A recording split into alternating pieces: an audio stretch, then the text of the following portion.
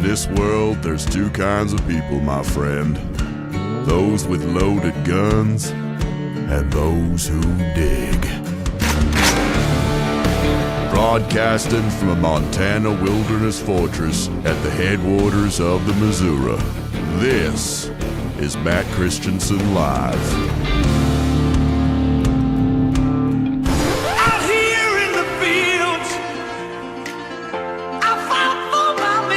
Well, you've likely seen the blowback from a racist video reposted by the President of the United States overnight. President Donald Trump on Truth Social posted the Obamas as apes. Now, the image appears at the end of a 1-minute video where Trump once again promotes false claims the 2020 presidential election was rigged. I don't want to hear any more of these lies. It was just a 2-second clip that shows the Obamas' heads edited onto the bodies of primates. This post has since been deleted. Boo! Are you hearing an apology from President Trump or anybody in the White House today? Not yet. Good. You are fake news. That's not even cool. Like, why they do that? Very fake news. Woo, woo, woo. How dare you? I don't even like racism. You fucking traitorous bitch. Fed. All right, America, go to the YouTube right now. Skag free whoever he is. Duct tape all over the place. It's a disgrace. In 5, 4, 3. I can't do it. We'll do it live. Fuck it, we'll do it live. Hello and welcome to the show. This is Matt Christiansen Live, a proud duct tape production for Super Bowl Sunday, February 8th, 2026. Thank you for tuning in and for your patience with the delayed start. Sitting shotgun tonight in his usual Sunday role is highly regarded author Matt Palumbo. Welcome back. Saddle up, partner. Good to be back. Find Matt's links in the description, his X account, his highly regarded latest book on Alex Soros. Great guest tonight as well. In the second half of the show, I'll play a segment I recorded with Daily Caller News Foundation Jorge Ventura. I realized I was saying Ventura during the interview, but the proper pronunciation is Ventura. Get that correct. Anyway, Jorge's been in Minneapolis for a few weeks, and he got personally assaulted by the activists who are setting up these these road blockades, and they didn't like that a Hispanic guy showed up with a camera, so they started physically attacking him. We'll get into that later in the show. Before that, we'll talk, of course, the very racist Obama monkey meme that Trump shared on Thursday night. You can depict any other politician or any politician as any other animal. That's all fine. You cannot do Obama apes, though. You have any opinions on the meme? I'm actually my biggest point of confusion on it is who shares a screen recording in that way? That's like the weirdest way to share the video, but that's what it was. I'm so not racist. I don't think it's racist because I see no similarities between the Obamas and apes. So that's my take. Well, okay. Well, we're very safe then. I appreciate that. Yeah. I have some follow-up memes that may change your mind on that. We'll see if they check out. I've got some updates. Well, it was an eventful week for our favorite Minneapolis streamer, Will Stancil. A rough week for Will Stancil. So he opposed an actual dumpster fire being built in his neighborhood. And for that, and I guess for filming the faces of all the masked people around him, he was punched. He was sucker punched. And then he was exiled from the Ice Watch group. And how long? There's speculation on X that Dark Stancil is rising, that fascist Stancil is soon to come. What do you think? Well, wasn't Mussolini kicked out of the Communist Party? So if history repeats, this could be the rise of Dark Stancil. Well, maybe. We don't know. In another case of friendly protester fire in Minneapolis, we've seen several examples of this. People beating each other up thinking that they're ICE when in fact they're both anti-ICE activists. They pelted a guy's truck with dildos, and then they realized that he's with them. And he said, "Thank you for all the dildos. I needed a new setup." And then to close the show, we have Hoax Hate as well. A racist bullying story falls apart. And of course, it's winter. The snow is falling in the Midwest. That means snow swastikas. The annual tradition is back. They're all across the landscape. We'll have to figure out who's responsible. Before we get into it, got to say hello to our featured listener-owned business for the evening. It's a new one. That is our friends at Elysium. Most of us use way too many apps just to stay productive. One for tasks, one for reminders, another for habits, goals, scheduling, and they don't work together very well. The frustration is why listener and chatter of this show, Tortuga, spent almost a year building Elysium. Elysium is an all-in-one productivity app that brings everything together: goals, tasks, habits, events, appointments, reminders, all in one place with flexible nesting, so they actually work for real project management. If you have an extra 15 minutes before your next meeting, you can hit the Make Me Productive button, and Elysium intelligently pulls your highest priority task. Auto-scheduling makes planning effortless. Natural language lets you create schedules instantly, and built-in alarms help you stay focused. Best of all, Elysium's core features are free for individuals with a local-first, human-readable file format. You can sync yourself. You can choose from paid database features like collaboration and a collaboration and a syncing service. You can even collaborate with teams, share notes and files, and integrate with popular note apps. It is entirely user-supported. You contribute to keep development ongoing or build a community plugin to help Elysium grow as well. Contribute to the project by the end of April. You'll be listed forever as a founding member. You can learn more at elysium.is. Elysium is free to download and use. Listeners of this show get 10% off advanced features for life using promo code MCListener. Free to get started, 10% off advanced features later, promo code MCListener. Find the Elysium app and all the information at mattchristiansenmedia.com/deals. Deals by listeners for listeners. And I just want to say on a personal note, because this is actually a personal project of Tortuga. You'll see Tortuga in the chat. He's been supporting the show for a long time, listening to my channel for a long time, and he is leaving his old job to start his own project, and Elysium is that project. So if you're a person out there who can use a productivity app, if you are annoyed like I am, where you have an app for all your different scheduling needs, reminders, calendars, all these things sending you notifications, if you'd like something to integrate all of those things into one spot, Elysium is it. And he's let me test the app for the last month or so. It works great. So it's a great product beyond just a big effort by somebody in the audience and somebody who's been a big supporter of the show and the stream. So if you want to give him a chance and just download it for free and see if it helps you out in your life, it would be a big gesture for Tortuga and his family. So we appreciate it if you give it a look. Elysium.is. And I know that's a lot of information. So if you forgot any of that, just go to mattchristiansenmedia.com/deals. Deals by listeners for listeners. All right. On to the things that really matter. Names that sound like slurs. Specifically athlete names that sound like slurs, which we follow on this show. Kaniga. Diego Fago. Luke Niggaba. A guy on the edge is Seattle Seahawks star receiver, Jaxon Smith-Njigba. I got to be careful how I say his name. His name looks like it might be dangerous, but that J is in there. So he's always just been on the edge. The J is in there keeping you safe, unless you're Drewski. The name is dangerous for the first-time reader, though. So Jaxon Smith-Njigba was named NFL Offensive Player of the Year at the NFL Honors event on Thursday night. Of course, as of 10 minutes ago, he's now Super Bowl champion, Jaxon Smith-Njigba. But to announce the award for Jaxon, they bring up Hall of Fame running back Barry Sanders. The award is announced by comedian Drewski, and Drewski apparently did not prepare adequately because he had a lot of trouble reading Jackson's name.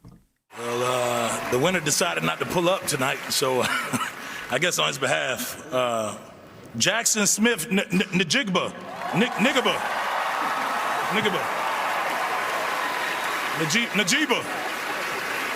Njigba, JSN. He said the N-word. Should have started with JSN, Jaxon Smith-Njigba. Congratulations to Jaxon Smith-Njigba on an award well earned. My Niggaba. I don't know if you're allowed to say that. You better be careful. You know, Seahawks PR was actually kind of upset about it. They tweeted out, it was a big whiff from Drewski. You got to pay some respect to Jaxon Smith's name. And beyond the comedy angle of it, if you're an award announcer guy, and this is not like a participation award in middle school or something. So as far as the NFL goes, this is a very significant award, Offensive Player of the Year. How does the guy who's put up on stage to make the announcement not know how to say the guy's name? Like whether it sounds like an N-word or not, that's kind of a production failure. A big piece of duct tape from the NFL on that one. Yeah, remember when what was it, Steve Harvey, the Family Feud guy, when he read the wrong...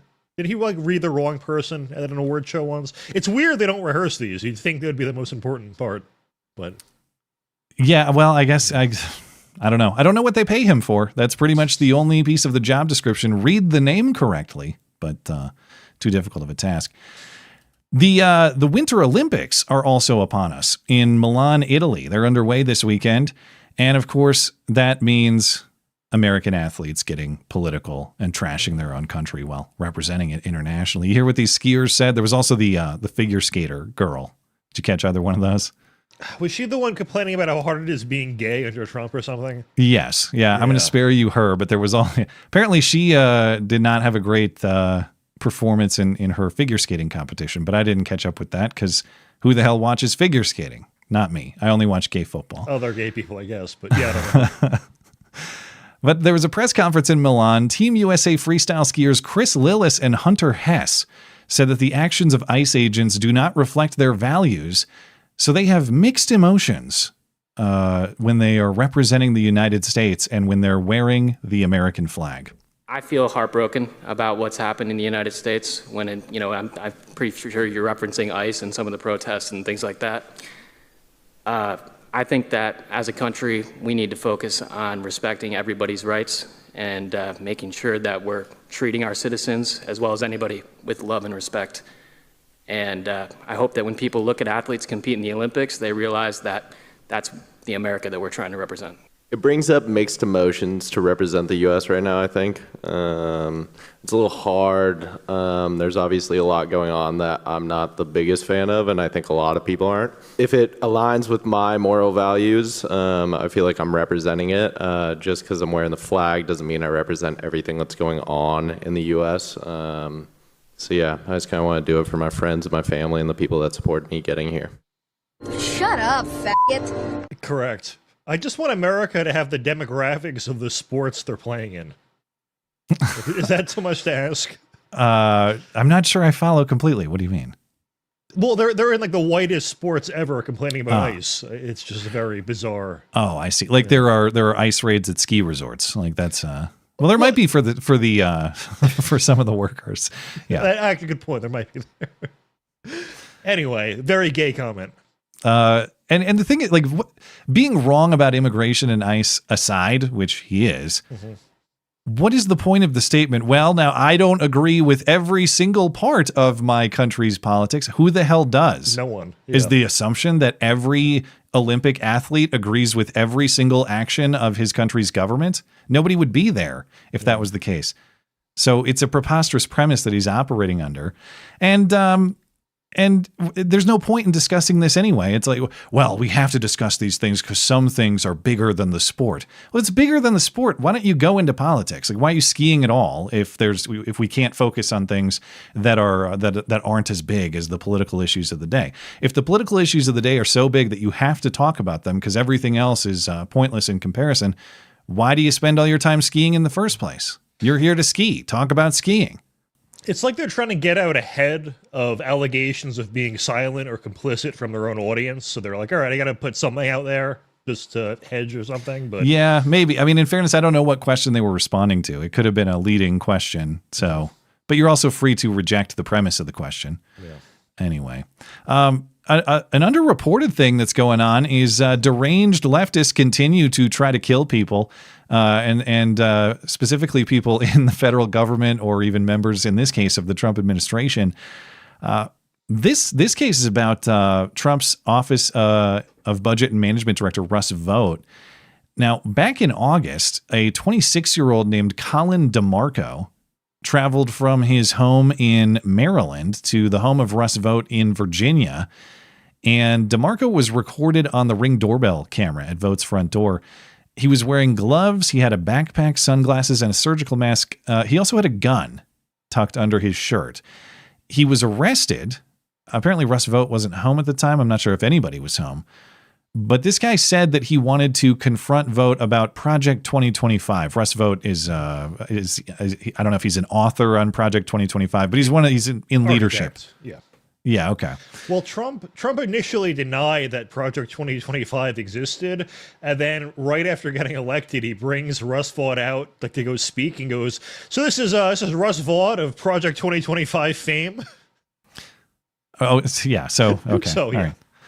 Anyway, is it Vought, by the way, or is it Vote? Am I saying it wrong? I don't know. I just want to make sure they're both adequate to me. I want to make sure I don't dishonor Russ. That's all. Yeah. Okay, so this guy was arrested, this DeMarco guy, and he said he wanted to confront Vought about Project 2025. He said the 2024 election was the lowest point in his life, and he feared impending war and a fascist takeover. He also said he's a big fan of United Health CEO killer Luigi Mangione. So, loser. Well, I don't know. I don't know if there's a lot of fan girls of Luigi Mangione. I've not heard of a lot of fan boys. If you're a fan girl, at least it's like just because you think he's good looking. If you're a guy, you're just a loser. Well, you have no excuse, really. Maybe he can reach even lower points in his life as Luigi's bottom in prison. We'll see if that works out for him. DeMarco denied that he was armed to attack Russ Vought, but investigators found he had searched for body disposal guides online and also expressed interest in killing Trump. He's now charged with attempted murder. But remember, all the political violence is virtually exclusive to the right. It is a right-wing phenomenon. You can ask the ADL about it. Their methodology confirms it. Well, their methodology is like, we just don't count the ones we don't like. Dude, they made God, man, they made some left-wing ones right-wing. Like they twisted the left-wing anti-Israel ones into right-wing because they were anti-Israel, something like that. I can't remember. The Government Accountability Office did one that was widely cited that said something like 3/4 of all terrorist attacks are right-wing and only 1/4 are Islamist. And when you read the asterisk or the fine print for the data, it starts on September 12th, 2001. Yeah, that's usually the trick. Yeah. And it was just so brazen. Like, they didn't even try to do like, all right, we'll start it in 2002 or 2003. It was exactly September 12th, 2001. Yeah. Good call. Great call. Well, the outrage of the week is that Trump on Thursday night posted a video that momentarily at the end has an image of Barack and Michelle Obama depicted as apes. I don't think nothing's funny about it. Now, I have the original. This is as posted on Truth Social by Trump. This is the original video, and you can see it's clearly a video about what Trump is saying was a rigged election, or there's evidence of election rigging in. I guess it's talking about. I haven't seen the entirety of the video here, but with reference to Michigan and Georgia, and then you can see that the autoplay goes to a meme video that has these ape-like images of the Obamas.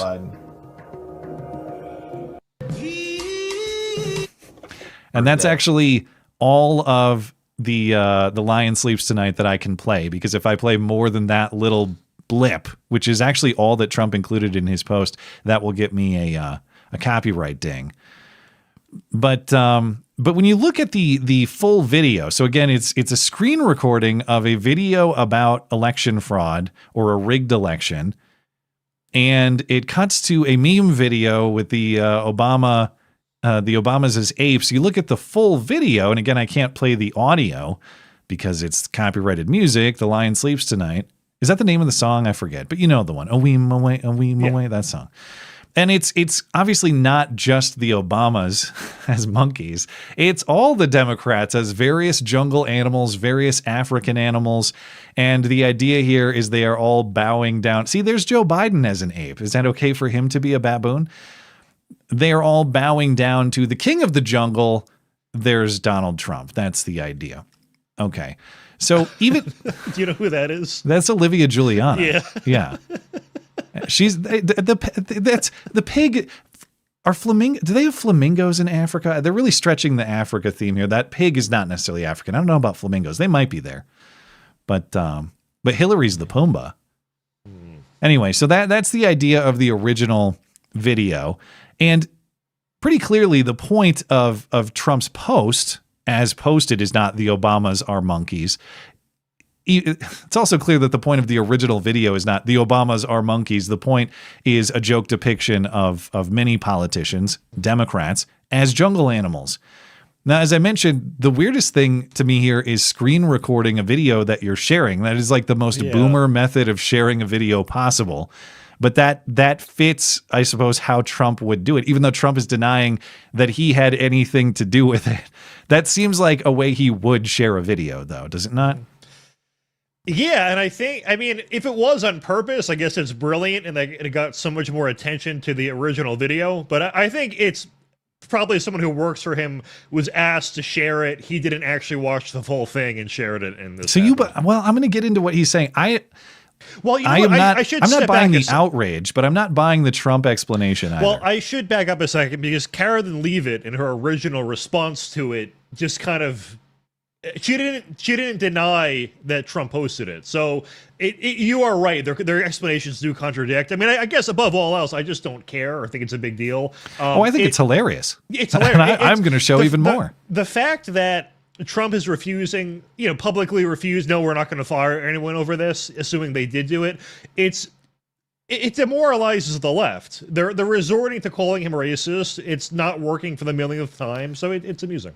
Yeah. Have you guys heard? Oh, this is going to impact the midterms. Did you guys know that Trump is racist? I agree that it's if I buy the explanation that it's a mistake, and again, the terms under which this was posted, I find to be very strange. But let's say that whatever it is, it's some kind of mistake. It's some kind of error. That is not going to matter to a single voter come the midterms. And nobody is sitting around thinking, I wonder if Trump is racist. I haven't heard a lot of opinions about whether Trump is racist. But if he is, I think maybe, even though Trump's not on the ballot, it's going to change who I vote for Congress or other midterm offices in the fall. The idea that this is politically significant, ridiculous. I know I'm not going to sit here and go through all of the offended Democrat reactions. They're actually more sane when presented as these jungle animals, actually, than they have been over the weekend in their reaction to this. Caroline Leavitt did say that this is faux outrage, and I know, again, I don't really buy their explanation of how this happened, but the outrage is absolutely fake. Like we're going to pretend that, oh man, we can depict everyone else as African animals, but if the Obamas are on a monkey body in the video, then that's offensive, but not the rest of this is fine, just not the monkey part. You can't do that. Okay. You only think it's racist if you think that there is a legitimate comparison there. Well, it's the logic is nonsensical. Like we just treat black people like everybody else. We that's all. We need to. Well, I guess that's not their standard anymore. Treat black people as very, very special people who are above all others. But the fact of the matter is, they're not just like a black guy either. Barack Obama is a former president of the United States, and he doesn't have a skin tough enough to deal with like a joke depiction of him on the internet. Okay. But Trump responds, well, the White House and Trump have responded, and they are going to blame a staffer, an unnamed staffer, for this error. And Trump says that he actually, all he saw was the election fraud part. He didn't see the Obamas as apes part, which of course he condemns. We'll get to in a moment. He doesn't apologize, but he condemns. I looked at it, I saw it, and I just looked at the first part. It was about voter fraud in someplace, Georgia. There was a lot of voter fraud, 2020 voter fraud. And I didn't see the whole thing. I guess during the end of it, there was some kind of a picture that people don't like. I wouldn't like it either, but I didn't see it. I looked at the first part.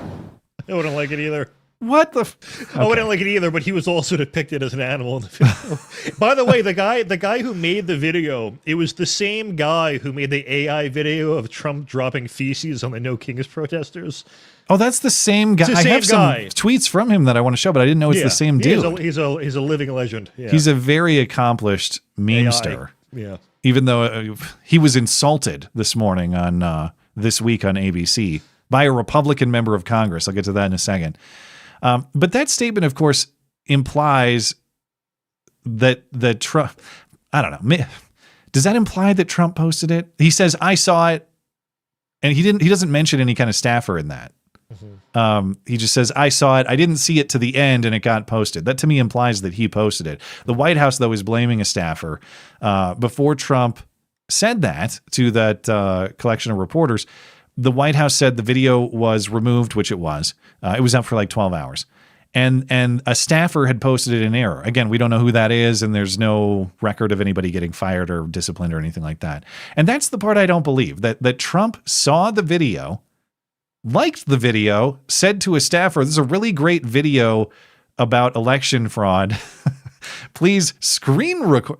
If he passed it to a technologically capable staffer, they'd be like, oh, Trump liked this video. Guess I will do whatever is technically necessary to repost it to the president's Truth Social account. But screen recording is the most ridiculous way to do that. So the way he's describing it, I just don't buy that's how it happened. I mean, unless someone else screen recorded it and then they saw that version and then downloaded it, then uploaded it. Maybe. I don't know. Maybe. Either way.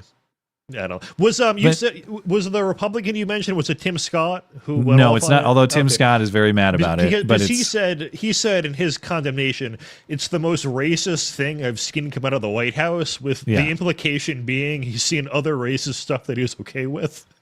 Well, I guess. Yeah. Like, and the idea that this is the most racist thing to come out of the White House ever is, of course, not true. No. Now, I granted he said bad. stuff I've seen, so maybe he hasn't seen it because it was before his time.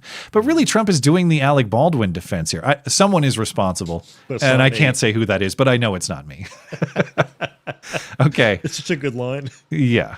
All right. So, but the thing is, it doesn't even really need a defense anyway. The correct answer is, yes, the Obama ape meme was incidental, and no, you shouldn't be so uptight about it. These are internet memes. If the answer is the ape part was posted by mistake, that's about it. Just say it. Just say that. Obviously I'm not going to bang the drum for an apology or to act like, oh, everybody's so hurt by this. But jumping through hoops to explain how this happened without the president's involvement or knowledge seems a little silly to me. Go ahead. I just think it's awesome that we went from Obama singling out Trump to roast him at the White House press correspondents dinner like a decade and a half ago to Obama having to wake up about headlines from President Donald Trump sharing monkey images of him. In fact, I have an image of that from your favorite memester. I'll show momentarily. But this is the thing, is Trump is really trying to thread the needle here, because no, I didn't do it, so I won't apologize because I did nothing wrong, but also it's very bad, so I will condemn it. So Trump was pressed to apologize by these reporters. He said, no, I won't. I didn't make a mistake. They challenged him further, and he condemned the racist portion of the clip. Of course I do. Of course I do condemn it, he said. Yeah. Boom. So just say, yeah, we screwed up. We posted a stupid monkey meme. It's just a meme. Chill out. But this will be forgotten within a week. Well, remember the Rob Reiner tweet? And oh my God, it was so bad. No one cares. I thought you were going to say, remember Rob Reiner. Rest in peace, Rob Reiner. Dang, man. But to your point, I actually forgot the tweet. What the hell's the tweet? It was after about Rob Reiner. After his death, you know. That was actually I will admit to Trump pearl clutching on that one. That one was messed up. The Trump tweet on that was messed up for sure. I didn't like it, but if I had to defend it, I'd find a way. All right. Well, floor's yours if you want to do it, but otherwise I'm moving on to. I'll have to be paid for that. Next. All right, we'll find something in the budget for that. Sure. We'll get to it another time. All right. This is the Republican member of Congress I was talking about, Mike Lawler from New York. And he's on ABC's This Week with Jonathan Karl this morning, and Jonathan Karl is asking, isn't it bad? Shouldn't Trump apologize? Shouldn't this be condemned? And Mike Lawler doesn't just condemn the meme, like you said. He goes beyond condemning the meme itself, and he calls the meme creator an idiot, which is obviously not true. Should the president apologize? Look, I think sometimes in our public discourse, it is best to just say, I'm sorry. Given the situation, I'm glad they deleted it. But that type of meme or implication is wrong. And I think whoever created the original meme is an idiot.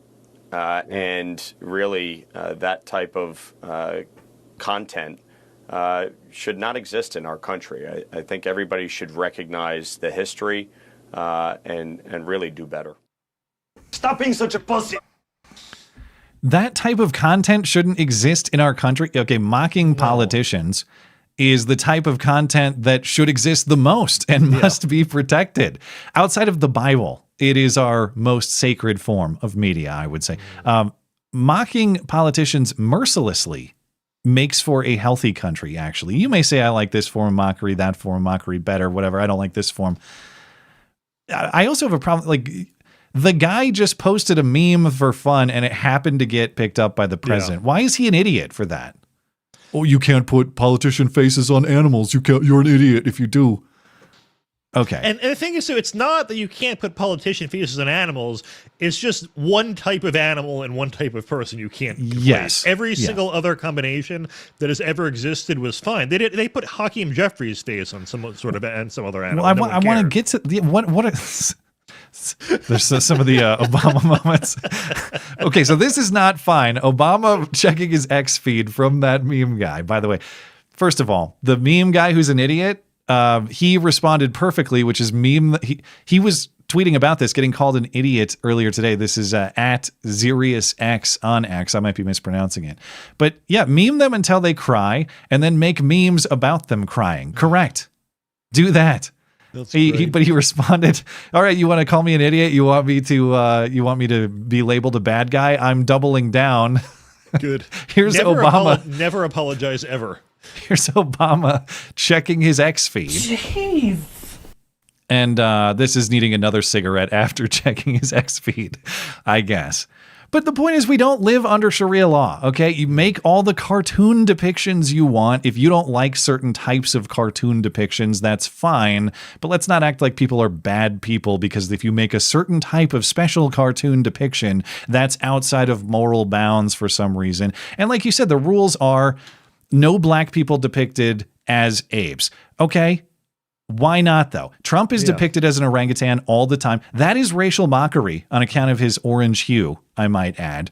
And if the point is black people should be treated equally, which again is maybe not the point to these people, maybe it's special treatment forever, but why isn't the standard ape depictions for everyone instead of no ape depictions for one special group?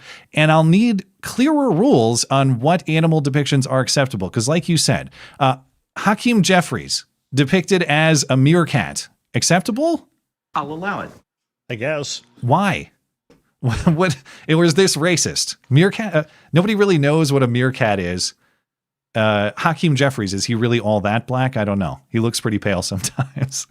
And Obama too is majority non-black. So, how do you get to majority? I thought his dad was like full on Kenyan or something. I thought he was like 20% or something. Am I? Was dad's like? Yeah. Okay. Best case scenario, he's half. I'll step back a second. Yeah. It's not over 50%. My point being, it should be at least 50% acceptable to compare him to a gorilla by that math. Okay. Perhaps even more. AOC as a donkey. Look at that big ass. Look at that big juicy booty. Now, is that okay, or is that dental bigotry? Because she's depicted as a donkey on account of her gummy smile, you know?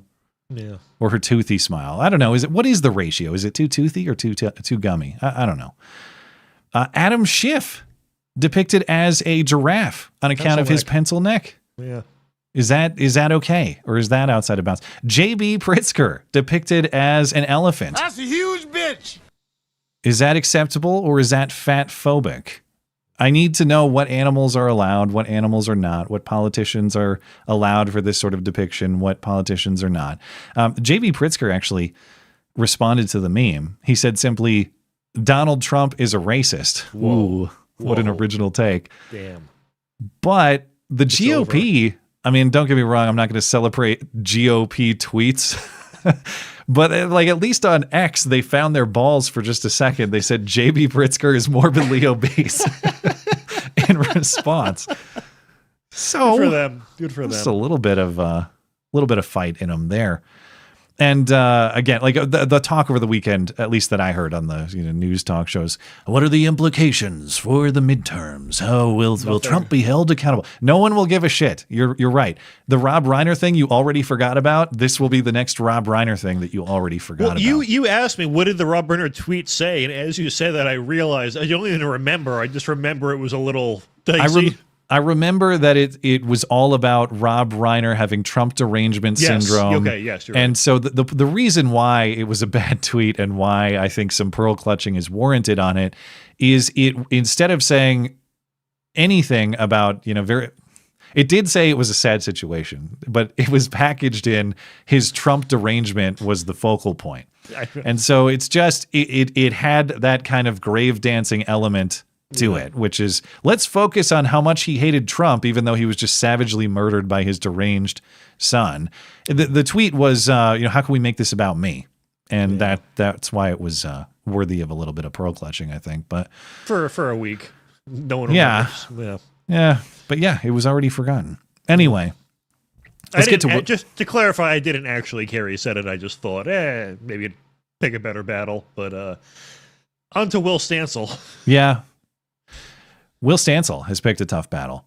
We have been following the antics of Minneapolis progressive streamer. He's actually a lawyer, former political candidate, but he streams a lot. He's been streaming ICE and protest activity with his cartoon voice commentary, which is unironically highly entertaining. And my favorite recent clip is the one that we saw where he was dodging tear gas canisters and saying, "Who gives a crap?" to the feds. They're shooting me. They are shooting at me. Bunch of dogs! Oh, you stupid dogs! What are you doing? Hey, arrest these guys! They're coming for us! They're coming for us! What are you doing? You killed someone, not us! You killed someone! Oh, who gives a crap? I got a gas mask! I don't care! What are you doing? What are you doing? And he does have a gas mask. I don't know if Jamal was there to protect him that day. To him, like that feels like being on the front lines during the American Revolution. Oh, yeah. Taking shots. For all these people. Yeah. Later in the segment I'll play with Jorge Ventura, he was saying exactly like I know a lot of this appears cartoonish. You got to understand this is totally real in the minds of these people. They think they are fighting the actual Gestapo. And it is an actual warlike environment for them. But the problem for Will Stancil, even if he does think he's fighting a war with his gas mask, ideologically, politically, he's not actually one of them.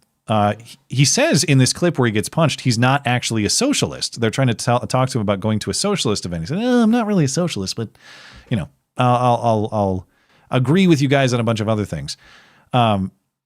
And obviously in the context here, he disagrees with starting a fire in the middle of the street and whether that's wise protest tactics in terms of political appeal and just a safety hazard since he actually does care about his city. But because Will Stancil is gently challenging on these points while he's streaming, he's accused of wrongly filming other people's faces, and then one of these rioters just sucker punches him. Stupid. It's the outside agitators. No, he's just like, there's like 12 years, like all these, like the one guy that wants there to be a riot, Like this is fine. Just we got him pinned in. Now it's like, I don't want to burn down the neighborhood. That's what they want. Some people want to be 2020 forever. Yeah. We have a public meeting tomorrow. We're part of Socialist Alternative. We have a public meeting tomorrow to talk about next steps. Sorry, I'm not really a socialist. I mean, I Are you going to strike again on Monday? I'm sure I will. I mean, I'm out here every day. I mean, I'm with you on this. When you talk about the other stuff, I don't care. It's not a big deal. That's what it's about. Yeah. This is so... Yeah, well... Yeah, well, don't light stuff on fire, though. I mean, don't... You have a problem with those people? I got a problem with those people. I also got a problem with people who's going to burn down my neighborhood. So you're filming people. You're okay. Oh, shut up, man. I've done a lot more than you have. Shut up. Jackass. I thought everybody was still up there? Thanks a lot, guys. He's filming people's faces. What the fuck? How's that? Oh no! Yeah, this is a million people. Jeez. He's so wholesome. He is, man. I'm not kidding when I say he needs a job in cartoon voice work. It's really good stuff. Did you But I don't know if you have the tweet queued up, but someone wrote to him and was like, Will, don't you think it's kind of weird that the far right and like Nazis are looking out for you after you got punched and everyone on your side hates you? And he's like, he wrote back that he took a note that that's the situation that's unfolding. yeah, well, it's real. And that's why the joke about Dark Stancil rising, I mean, it is a joke. Obviously, the stuff he's saying doesn't imply that he's going to become a fan of conservative principles anytime soon. But more of this will get him to question why he's on the team he thinks he's on, or if he's on that team at all. And he made a long post to that effect. But describing this incident where he got punched, he said, one of the guys straight up sucker punched me for quote unquote filming faces as I filmed him and his fully masked friends lighting fires in front of dozens of gathered press crews. Nonsensical. Just dudes wanting someone to give them a reason, not that different from ICE. So again, he's so close to realizing, like, he's questioning, am I in the bad people club? And maybe he'll realize that. But it's worse than just the sucker punch, because Will Stancil has also been apparently kicked out of the ICE Watch group, the ICE Rapid Response Team. And why was he kicked out? Well, it's not just that he was filming people. He also brought journalists along on whatever ride along he did, his patrols. There, these groups have patrols. He brought journalists along, and fellow organizers viewed that as a security breach. So he's not allowed in the ICE Watch Club anymore. And he had a long post about this, and he said in part, there's a secrecy culture around this that's unnecessary and probably a bit detrimental to the whole enterprise. This he actually said in response to media inquiry. And I don't even know, he said, I don't even know the real identities of most of the people in the network. So all these people at his club, he doesn't even know who they are. And then they're turning on him and punching him and banning him. Again, so close to realizing he's actually on the bad guy team. But then he made this long blue sky post about his troubles. And that reads in part, the problem with social media is that you're only allowed to hold opinions in batches. If you believe X and Y, you must also believe Z, which is atmospherically similar to X and Y and believed by all the same people. If you don't do this, then everyone hates you. It makes actual thinking impossible. He described the pressure toward conformity as, quote, endless spiraling towards factual minimalism and ideological maximalism, lest your peers eat you alive. It is intellectual death. Bingo. Yep. Hard to disagree with anything he said there. Yeah, I should clarify, though, that if you read his social media feeds, like, despite the fact that he's wholesome enough where he won't curse and also tells people, hey, shut up, man, he, if given absolute power, probably would execute all of us. So, I'm not saying I would vote for him or trust him. I would not either. Yeah. But he when he's stripped of power and is just an activist, he's a very wholesome, hilarious creature. He can never be allowed near power, though. And I don't know Will Stancil, obviously, and my exposure to him is only recently through these hilarious streams. No idea what the guy's thought process or character is. But I don't think you write all this out unless you're having very serious thoughts in the way that he is. And of course, it didn't take people sucker punching me to have the same questions come to me. Thankfully, I got to realize that from afar by watching the behavior of these people. Yeah. But if it takes a sucker punch, I think he is asking the questions that will lead him, if not away from the ideology, certainly away from the group. But how do you question one without questioning the other? Like, if you believe these are scumbag people who don't actually hold any principles and are opponents to all morality, then how do you not question all the thoughts that they hold dear and that you thought were correct? And you have to ask the question too, like, if the people you're around are legitimately bad people, can you really be a bad person but also have the right politics and be trusted with power or anything? And he's already seeing a microcosm of that, and the answer is no. Yeah. So well, just wait until someone in the Ice Watch group posts an Obama monkey meme. Then he'll finally be out. He'll have to stand on principle there. Stancil's celebrity is really expanding, though.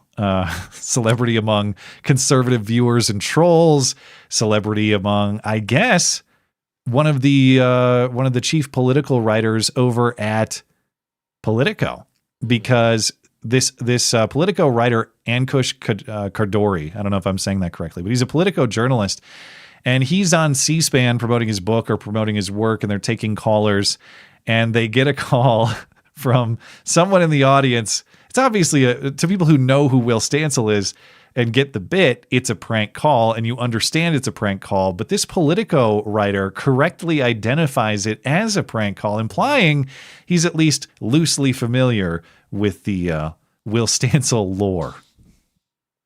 Your calls with Ankush Kadori. Jack is in Texas, Republican. Jack, good morning to you. Yes, hello, Mr. Kadori. It's a pleasure to speak with you. This is Jack Strickland. I would like to get your thoughts on a very specific example of political extremism related to events surrounding ICE activity. This actually involves a former attorney with the Rhode Island law firm of Hyde, Rochford, and Carroll. His name is Will Stancil, and he's an overt white nationalist who is currently wanted by the FBI. Stancil has a very large following among the far right, and he recently released a pro-ICE manifesto titled "It Do In Fact Be Like That." Okay. I'm not sure we can prosecute a case here. This is not true. This is not true. This guy is trying to embarrass and tarnish this guy named Will Stancil. We'll go to Don in Arizona, Democrat. Good morning. It do be like that. I don't care. I want to read the manifesto, though. You're right. It do, in fact, be like that, yeah. The woman who posted this is the woman who made an AI show called The Will Stancil Show, and the "It Do Be Like That" is a reference to the show, but it's I think you can find it on YouTube or Twitter. It's pretty funny. For this Linda account made the show? Yeah, her real name is, I think, Emily Yukis. She's like, I think she's an artist. Yeah. Okay. I was going to say, because this Linda account follows me on X, so I thought we should get her on the show to talk about. Yeah, like if we can't get the real, I mean, either way, I'll talk about anybody who wants to talk, or talk to anybody who wants to talk Will. I'd like to get Will himself, although I never know. I don't expect that to happen. Yeah. But AI Will cartoons or AI Will depictions, I will accept as well. That'll be good.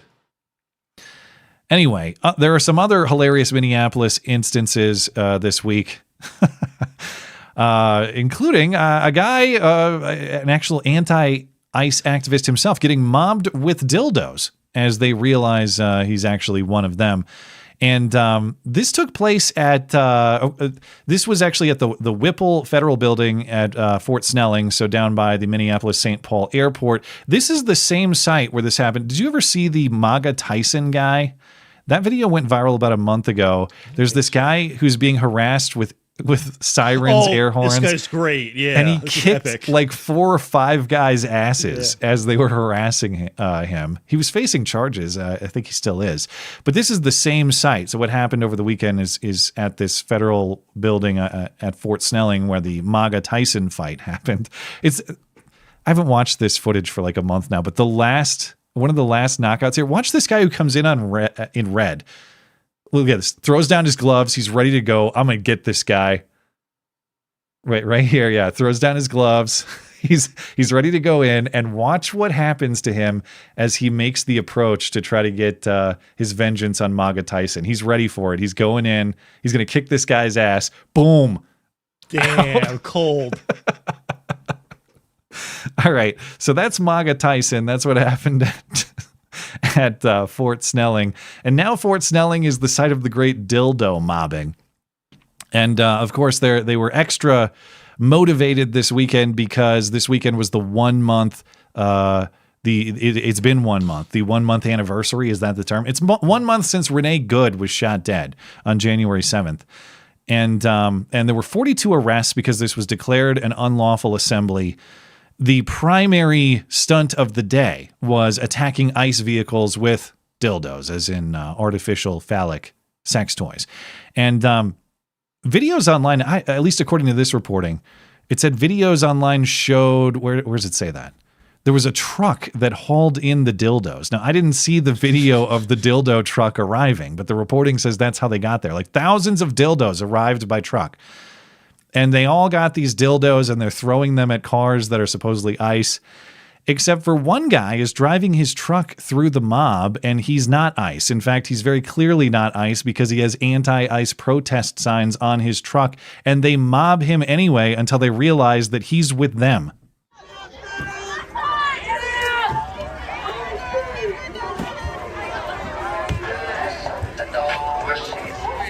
That's disgusting.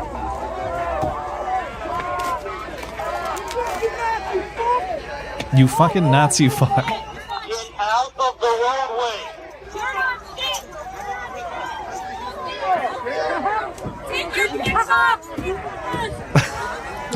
Everybody collect your dicks. Remove the dicks. Tell him I'll see him in court, right? You don't understand. Some guy is back in jail.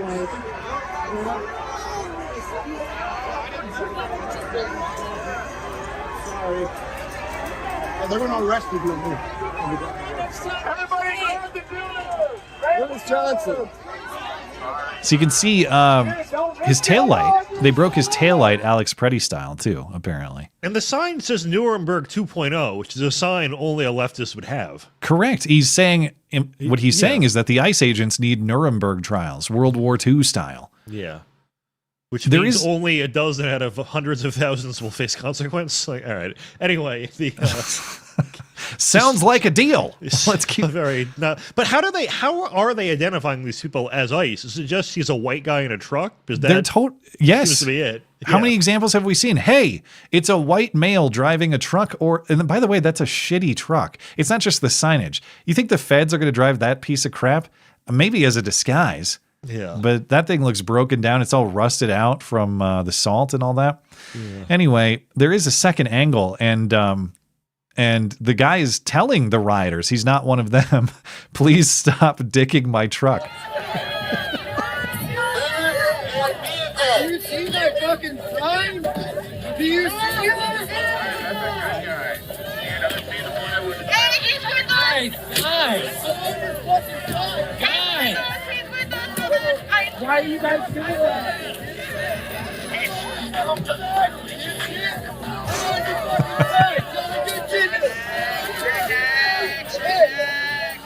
Well, we've heard the "I'm on your effing sideline" before. Remember the Black Lives Matter video back in 2020? If the guy's in their apartment and they're giving the thumbs up to the rioters outside, and then a rock hurls through. Sounds familiar. It was one of the, and then they're screaming back like, "Bro, we're on your side, we're on your side," and then another rock comes through. It was familiar. It was the best video to come out of that year. The irony is he's holding a sign out of his door that says, "We all have eyes." Yeah, they took it. Well, they demonstrate that they're all completely ideologically blinded. So not enough eyes. Grab your dicks. Yeah. Everybody remove your... What did you say? Was it remove your dicks? It's remove your dicks or grab your dicks. Or remove your dicks is a slogan of theirs in many different contexts, I guess. Yeah. Okay. But the genius of it, though, is, if you do get the wrong person, they have a use for the dildo. So it works out either way. Yeah, that's what I'm saying. I'm surprised this guy didn't thank them for the gift that he was given. Okay. Go ahead. Also, this week we saw, earlier this week we saw a black ICE agent who was approached by the Troon mob, and they were heckling him about ripping families apart, and he asked one of them, "Are you a man?" And they freaked out, and one of them called him a house N-word. And I think it was a black guy calling him a house N-word, so maybe he gets a pass under the rules, I don't know. But we have another instance of apparently... approved N-word usage. The rapid response team yelled at another black federal agent, saying that he's next. And this appears to be at Sunworld Supermarket in St. Paul, which is an Asian food store. I wasn't able to find a lot of context on this one, but it is getting a lot of play on X.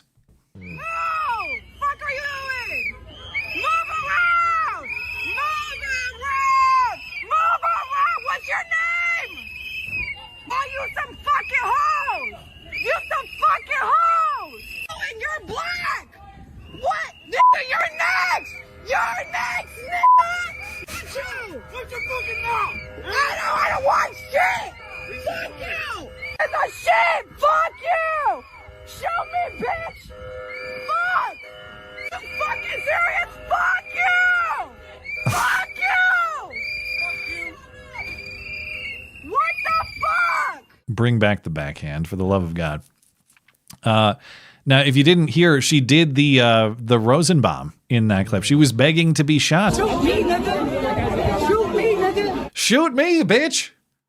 And they didn't even honor her request. But she looks pretty pale in complexion. So I don't think that she has the same N-word pass. That middle finger hand looks pretty pale. I think, though, isn't being a house N-word like way more high class than a regular? So maybe it's a compliment. I don't know. I mean, I know but it's she's not intended saying to be, but that was the other guy. The black guy said that earlier in the week. This lady's just calling him a straight N. I couldn't tell if it was hard R or A. I don't know if it was Niggaba or Niggabur, I guess is what I'm saying. I'm going to give the boomer reaction and point out that liberals are the real racists. Yeah. That'll show them. Okay. Well, I'm glad we've established that point. Yeah.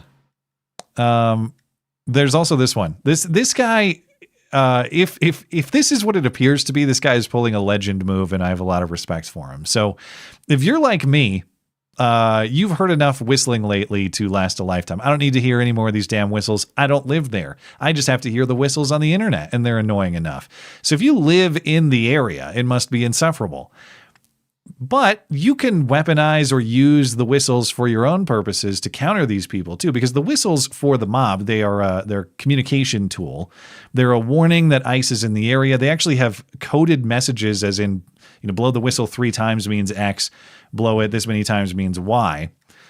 And so they use them to signal each other and to interfere with ICE operations, obviously.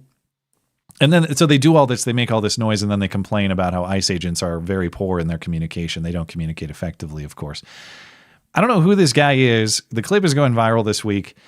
He pulls up near the protests, or wherever these ICE rapid response teams are. He starts blowing his whistle to attract rapid response team members, and then he just mocks the people who respond. ICE! ICE!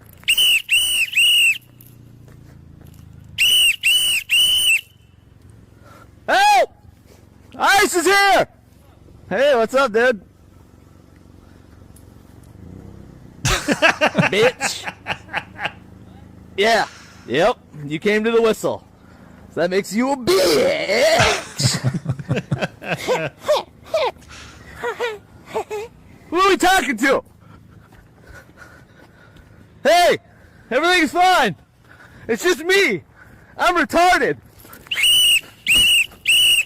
The R word. Hero. This is shameful. Now, I don't have confirmation that the people he was mocking are actual rapid response team members. They might have just been people standing there. That second woman looks a little questionable I'm not sure. to me. The first one could have been real. The second one, I'm not sure. So maybe it's not achieving as highly as it could, but I like the premise. I like the approach, and I appreciate the effort that he's putting into this. I hope he continues on this quest. Still funny, even if those people were just curious about whatever that whistling noise is. But all right, we are just before, normally it would be top of the hour. Of course, we're delayed, but we're about an hour in, so that's a good time to take a break. We will get into your Super Chats momentarily, but as I mentioned Wednesday, I have a new shilling mechanism. Hey, have you considered joining the MC Club? Well, you should. Here's a minute explaining exactly why. Hey, if you enjoy the show, please consider supporting the show by becoming a member of the MC Club. For as little as $1 a month, you will enjoy a series of exclusive perks, including ad-free videos and podcasts, video calls, and a community Discord server with me and other listeners, loot box giveaways with channel merchandise, your name in the credit roll after videos and streams, and much more. But most importantly, you will help keep the Duct Tape production alive and independent from all those sinister forces of control. Join the MC Club at mattchristensenmedia.com/support. Linked in the description.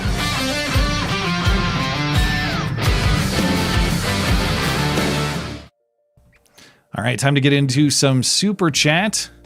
Joshy Boy says, unpopular opinion. I actually liked the halftime show. Oh, come on, man. Not great, but not terrible. Okay. You're fired. He's out of here. He'll never be back. Exiled. I only caught like 5 minutes of the halftime show. And like I said, I knew Bad Bunny doesn't speak English, but I thought there would be an attempt to speak English. No, I didn't understand anything. Yeah. I'm not a fan of the style of music, so I was going to be biased against it regardless. But yeah, this seemed like, not that anybody expected anything otherwise, but just like pandering to an international community that doesn't even necessarily like football, or football, as we're supposed to call it. It was just all third worldified, the whole setup. Yeah, the intro was like people working a field or something, and he was walking through it. Yeah. It was just a humiliation ritual for us, basically. I wasn't about to devote time to watching that regardless. So once I saw the first couple minutes, I was like, I got chores to do. So I saw my wife on the couch like reacting with disgust, so I walked over to see what she was watching, and it was that. Wow, you subjected your wife to that? What kind of husband are you? She volunteered. I didn't even know where to watch the game. She was watching it. I was editing, and such is life. Long Dong John. If Matt C and Matt B ever got gay married, who would be changing their last name? Obviously, you have to change your name. Are you going to hyphenate, or are you going to adopt? Well, hyphenating is gay to me, so I guess we'd hyphenate. Oh, okay. Yeah. I guess if we're going to be gay, we're going to be as gay as possible. Yeah. You can be Matt P-C. Long Dong John also says, speaking of athletes with names which sound like slurs, when is Matt P getting his Kniga hat? As soon as I will accept it if you mail it to me. I'll wear it on the next show. Yeah, I mean, I still got it. Oh, you actually have one? Yeah. Nice. These were, I'm not taking shots at Noah, but he released this merch. Sorry, it's hard for me to hold it. Right. He released this merch back in like August. And so I bought one for Joshi, and a member of the audience bought one for me. And these are horribly overpriced hats, dude. He's really cashing in on that name. This crappy hat, all right, it's like the lowest quality hat. How much do you think this was? I'm going to guess something absurd just because. So maybe like $30? $50. I'll never wear one, I'm sorry. $50, yeah. I'll pay 10.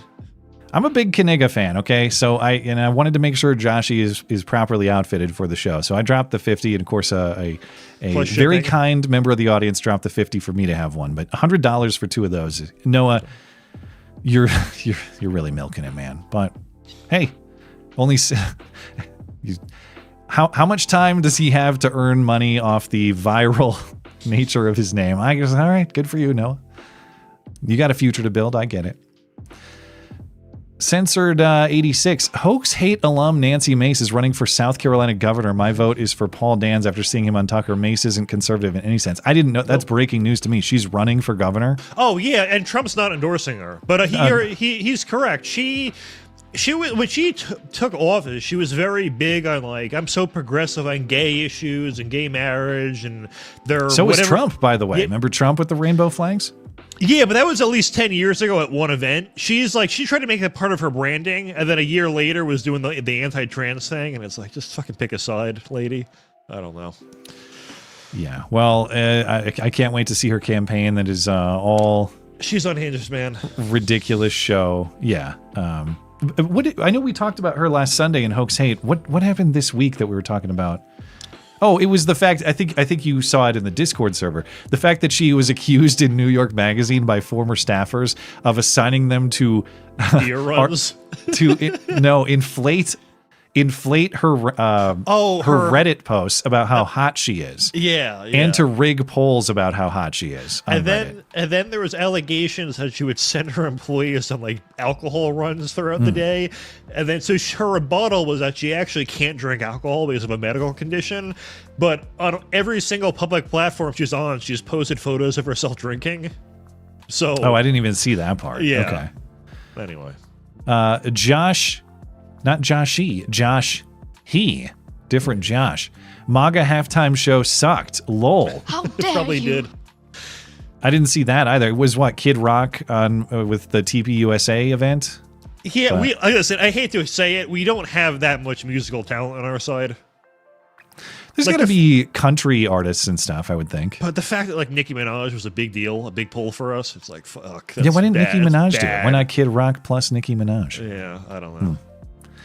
Hate to say it, but I believe him. Esoterica Unbound. In 1 week, we've gone from ISIS murdering American citizens in the streets to, oh my God, the racist monkey memes. The writing for this simulation just gets stupider every day. I blame AI. Well, it is AI enhanced. The memes were created through it, so that's certainly part of the story. Tim says, people on the right need to understand something. Insane leftists are not looking for an apology. They're looking to disparage you and destroy your reputation. Yeah. Seriously, stop trying to hold yourself to the principles of the left, or the principles they claim to hold but don't. Mm-hmm. Well, yeah, it's always weaponized. It's always in pursuit of power. If they could get Trump to bend the knee on anything, that's their most prized scalp. And I worry that there's maybe some of that going on in Minneapolis with the drawdown. But when you apologize, like in real life to someone, it's the right thing to do if you make a mistake. In politics, if you apologize to the left, that they view it the way a shark views blood. And you gain nothing. Even if you're absolutely in the wrong, you never admit it to the left, no matter what. And Trump's very good at that. So, Guardian Game Studio. I have a fix for the world's issues. Hear me out. Men below 500, I don't know what the units are here. NG per DL, is that like nanograms per deciliter? Some liquid thing, yeah. But it's a measurement of testosterone. They are forced to take the test and go to the gym. Men more than 75 pounds overweight are forced to lift weights and work out. We used to call them work camps. Yeah. If JB Pritzker's included, then I support it. Anything that the funniest thing about our view of weight in recent years has been Ozempic, and I know a lot of people have talked about this, but I saw some tweet that said like, God, it was very sharply put, and I'm going to ruin it because I can't think of exactly how it was phrased, but it's something like, it's crazy how Ozempic made obesity no longer a genetic issue. You know, right. Everybody said that they were genetically predisposed to being so overweight. And then Ozempic comes out and everybody's like freakishly slim in this weird way. Because when people zemp out, like we've talked about, when they zemp out, you can tell it's like an artificial thinness. Yeah. It's not that they aren't thin, but it's like your body has no muscle on it. And you have this weird, you lose it's a weird body composition. Mm-hmm. You lose weight too fast. Like if you cut too many calories, you're like a pound of muscle only has 600 calories. A pound of fat is 3,500. So if you cut too much, you're going to burn through muscle very quickly. Yeah. Anyway. All right. Whatever forces productivity on these people. That's fine. That's fine. I bring back the work camps. Okay. Esoteric Unbound. No one is asking the obvious question: where have all those dildos been? Yeah. We got to think about that. That's disgusting. Are those fresh from the factory, or have they been right? And actually, used. That brings up a good question. You know, a lot of products, they are inspected by somebody for quality control. Is that true at the dildo factory? Are they inspected for quality control? To what extent are we? Yeah. Right. I don't know. Presumably, but I guess for breakage, maybe? I don't know. I don't think they're being used, but... What are the testing mechanisms? Tim says he has a sign that says Nuremberg 2.0, which only a leftist would have. Yeah. Oh, my sweet summer child, Matt. You're making a massive assumption these dipshits have any idea what Nuremberg is. These people aren't smart. That's a good point. They just repeat talking points. Yeah. I didn't realize he was quoting me, and I'm like, wow, great point, just like I made. But no, it's that's a good point. A lot of them probably have no idea what that means. We'll catch up on Rumble here, and then we'll get into my segment with Jorge Ventura. Ginger Ninja, if you watch the National Feelings League... you are gay, LMAO. Guilty as charged, all right? I have no defense for appreciating National Football League football, other than it's just my preferred escapism. You know, I can't tell you. On principled terms, I should have quit a long time ago. But... it's like the one thing it's the piece of entertainment that I can't leave, and I'm not going to fight you. On a principled, from a principled stance, you should abandon that league, but here I am. Your friendly neighborhood Fed. Is there anything gayer than the Super Bowl in San Francisco with a gay Mexican in drag? No, he's Puerto Rican. Gay Mexican in drag for the halftime show. Or was there a gay Mexican in drag? That might have been also part of the show. Apparently girls in their 20s seem to like him. I suppose he touched young people. Hold on, I got to dig for that one. It's deep in here. I have it stored in the archives. Where is it? Oh, yeah. He touched young people. That's a great one. Okay. Was Bad Bunny in drag? I didn't see him in drag tonight, but I only saw like 5 minutes of the show. Not of the 5 minutes I suffered through, no. Yeah, I know he's in drag regularly, or he wears dresses, so even if he I know wasn't tonight. there was a betting line and if he was going to at some point, but I didn't check it. So Friendly Neighborhood Fed adds, missed chat last week. Happy government shutdown. Well, I'm sorry that I missed your chat, and thanks for bringing it back. Happy government shutdown to the Mats and my fellow Feds, as if I wasn't getting enough time off this year with my son's incipient birth. Buy some Gorilla Tape to fix that PC, Matt. Well, the broken down PC is retired for now.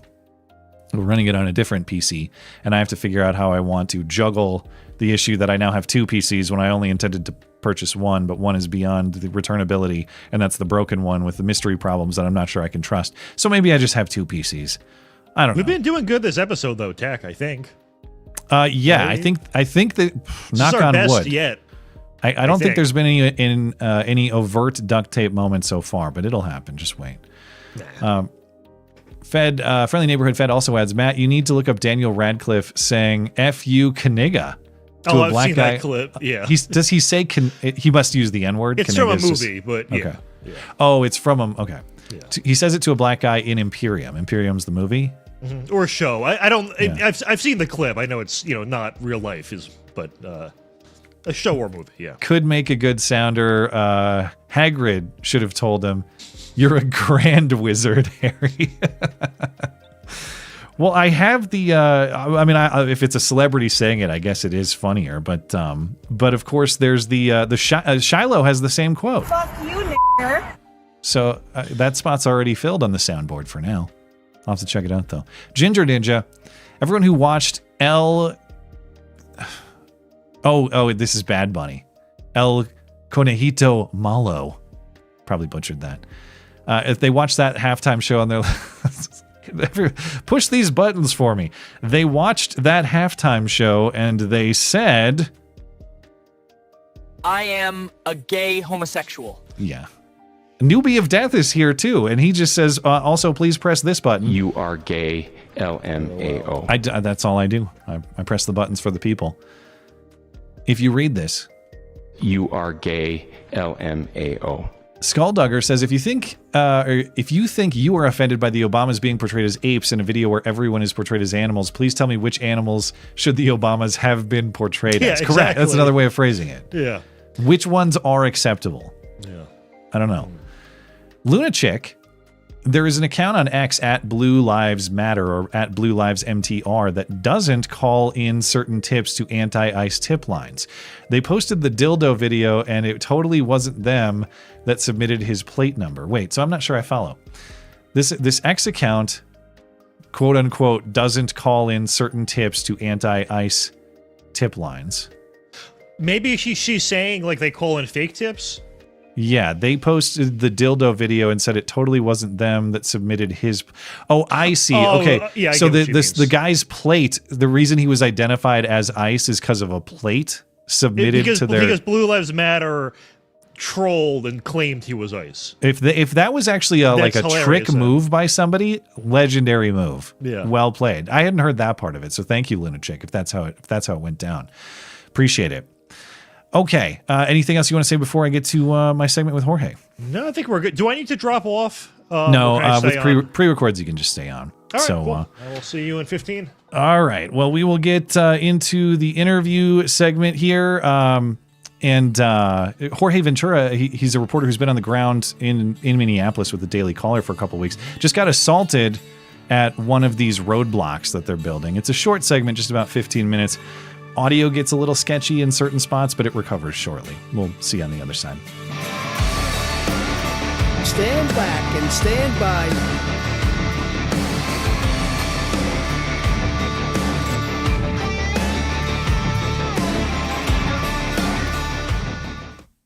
We are literally creating a place that we know who's coming and going in and out of our neighborhoods. In the middle of the road at 32nd and Cedar Avenue, a makeshift roadblock turned this intersection into a roundabout. We need to keep our neighbors safe, so we will be doing this again. Oh, look, they say that these cars actually look like ice, and they're actually following them. So we're actually seeing this in real time.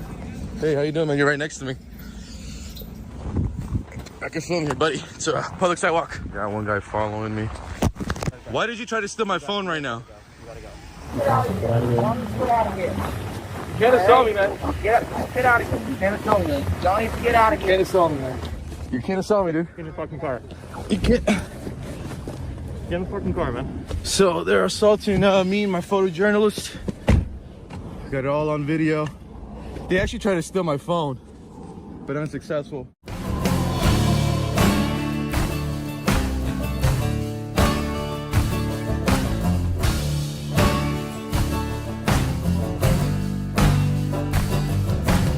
Welcome back. My guest tonight is Daily Caller News Foundation reporter Jorge Ventura. He's on scene wherever things are happening. Right now, he's been in Minneapolis. You can follow him on X at Ventura Report. It's linked in the description. Jorge, thanks for making time for me. Hey, man. Thanks for having me on. And yeah, it's finally feels good to be out of that negative 30 Minneapolis Arctic tundra weather, man. Yeah, I'm sure. I want to get to. I saw you getting attacked at one of the road blockades in Minneapolis earlier this week, so I want to get to that moment. But before we talk about that, how long were you in Minneapolis? How long were you hanging out there, and what did you see? Yeah, just to give everyone a breakdown. So I did 18 straight days of on the ground reporting. The day that I got to Minneapolis was the day Jake Lang had his protest. And as soon as I got there, literally like landing from the airport to the street, I saw some of the Jake Lang supporters start to be assaulted by anti-ICE protesters. So right off the bat, things were very hectic. And actually on the fourth day of my reporting trip is when the Alex Pretty, or around a week into my reporting trip is when the Alex Pretty shooting happened.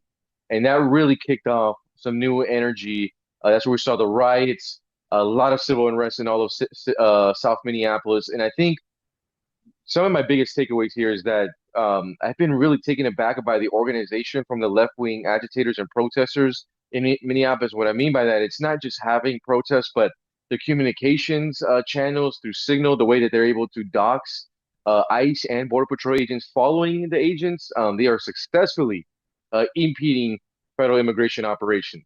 I've just never seen anything like that. And then on top of that, you have really the entire state, not just Minneapolis, but the entire state of Minnesota going against ICE and Border Patrol agents. And that's also kind of creating another layer of challenges because it does feel that when you're on the ground, I'm trying to describe the best for the viewers, is this entire city's against ICE. I mean, every business that you walk has anti-ICE protesters or signage. Many of them say federal agents can't enter the building. Many businesses were actually closed when I was in South Minneapolis because they were afraid of agents raiding that business. So many of them say, not open this week, open next week. Knock on the front door here, we'll open the back door.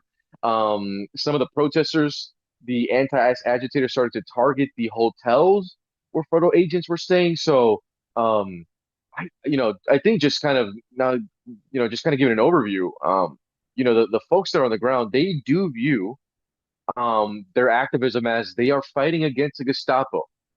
They are fighting against ICE. When they see someone getting apprehended by ICE or Border Patrol, to them, that's a kidnapping.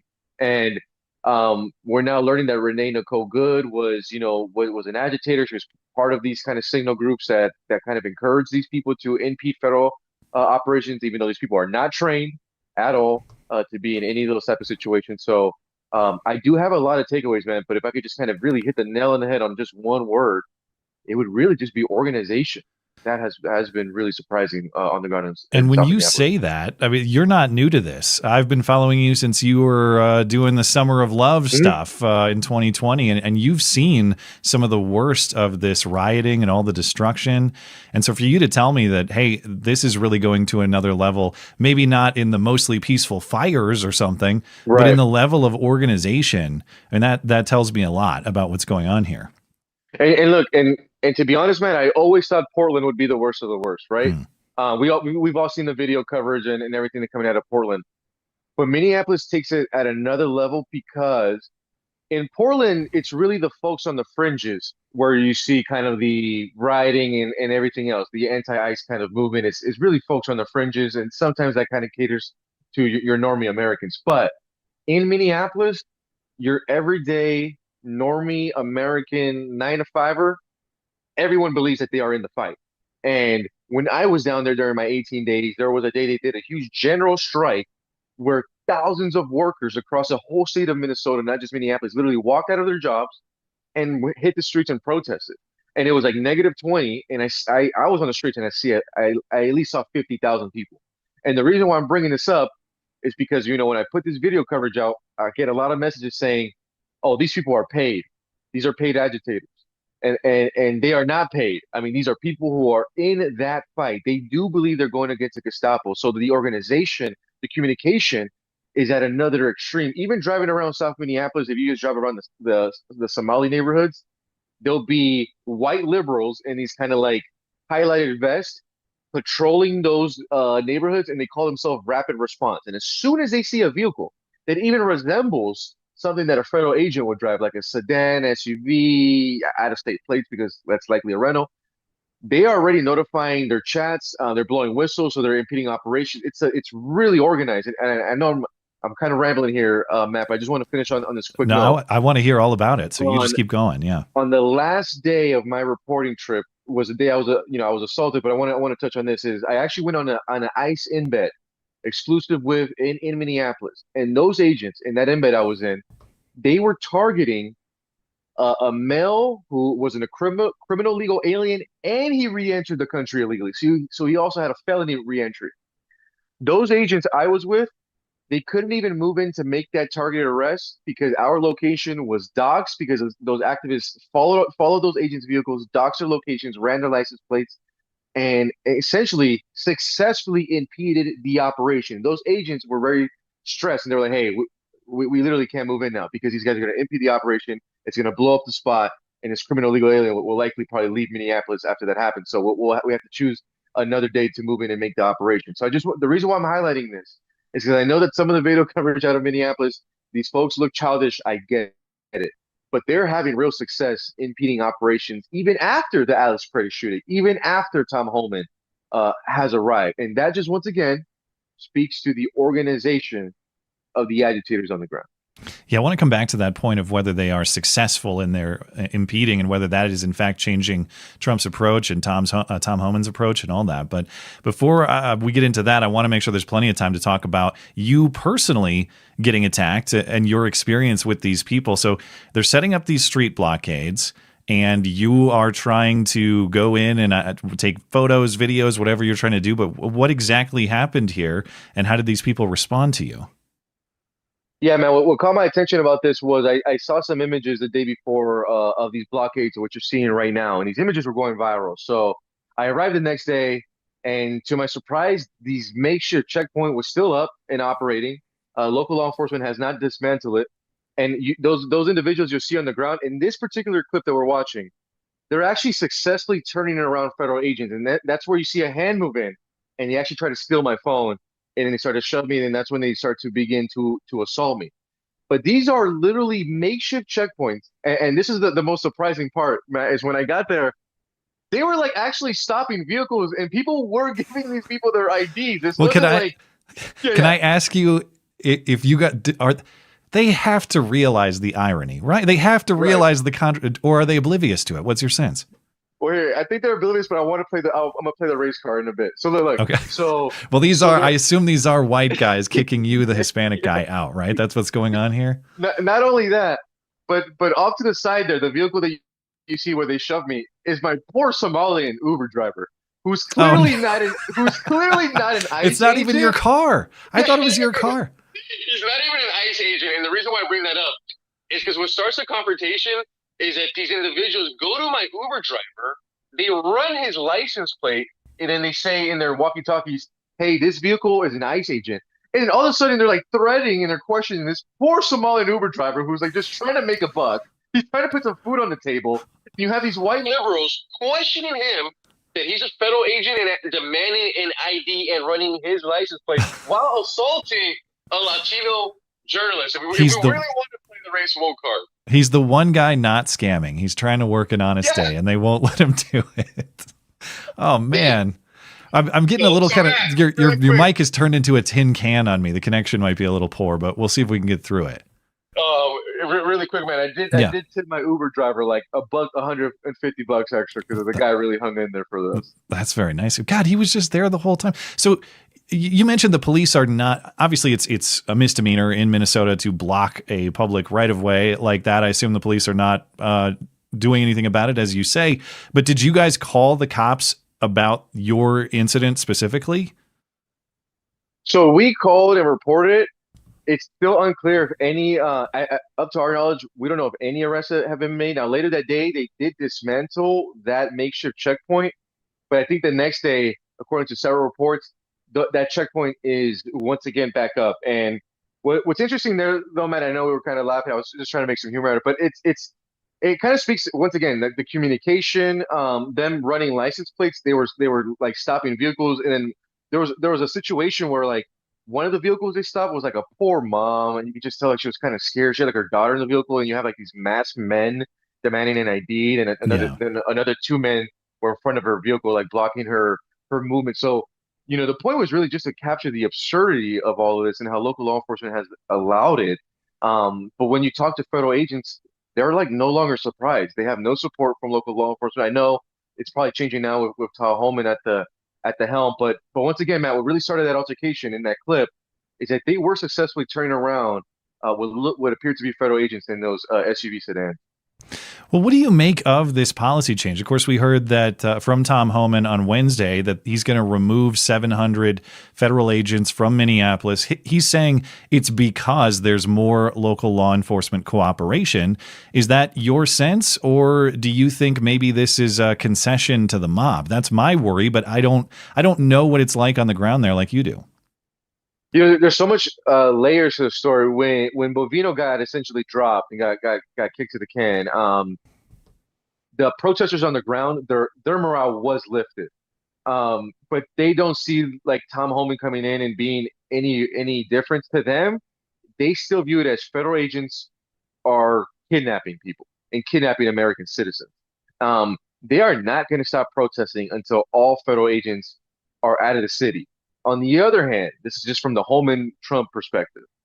They have to somehow calm down the temperatures, but still keep up their enforcement operation. So what I think where Tom Homan is going here is that he's saying, look, with Bovino, you guys were going after everyone. How about this? Let's take a step back.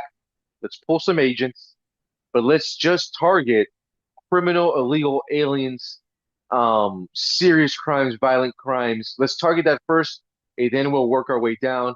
We'll see if it works. Honestly, it's like still too early to tell. But my ride along was just last week, and even in that ride along, they successfully impeded that operation. So it'll be interesting to see the change in dynamics and also the cooperation with local law enforcement. I think, like I said, it's still too early to tell, but they do have to somehow calm down the temperatures, but without also caving to the mob. You can't cave to the fringes of the left wing because if they want to use the language, abolish ICE, let them. That loses middle America and that loses the normie voter. We saw that in Black Lives Matter when they, wanted to defund the police. So if they want to use that language, like let them. If like your enemy wants to drown themselves, like let them drown themselves. But I know that Trump does have to play this politically smart for the midterms and also obviously for 2028. He has to leave J.D. Vance in some way of a good standing. Well, you escaped frigid Minneapolis. You're in warmer weather now. With the little time we have left here, what are you doing next? What's the next story you're going to cover? So right now we still have an eye on Minneapolis just because anything could happen there. The next kind of stories I'll be focusing, Matt, and I would love to kind of hop on and talk to you again. Yeah. I believe you actually had me on when I did a documentary on it, but we're doing kind of a different side. Is we want to keep pursuing the illegal marijuana operations, but really hitting hard on this Chinese angle.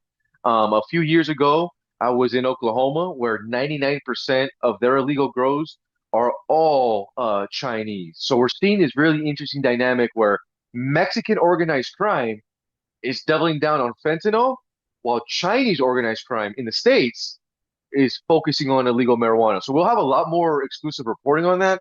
So stay tuned. And on top of that, obviously, guys, we always got an ear and eyes on any type of riot. So if anytime anything kind of breaks kind of crazy, you believe I'll be on the plane, we'll be on the ground, and we'll be kind of first on the ground, providing that on-the-ground powerful video coverage.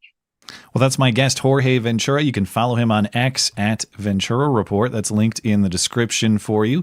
Find his work at the Daily Caller as well, dailycaller.com, including that documentary that he was just mentioning, Cartelville, all about the drug cartel takeover in Southern California.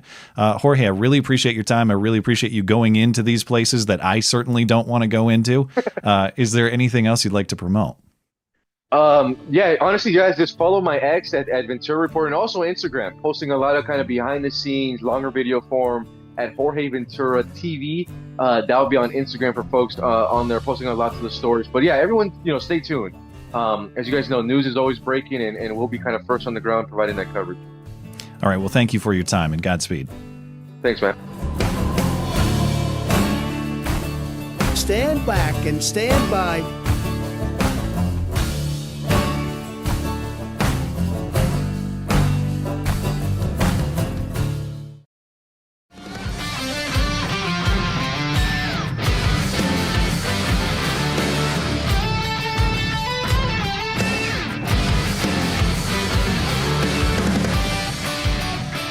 Thanks again to my guest, Jorge Ventura. Find his links in the description. Matt, I don't know if you heard his story about the mob harassing him there at the checkpoint.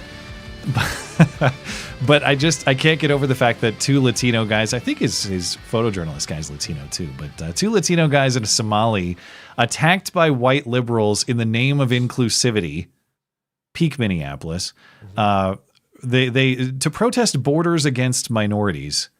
They set up and enforced a border against minorities. Are they actually this oblivious?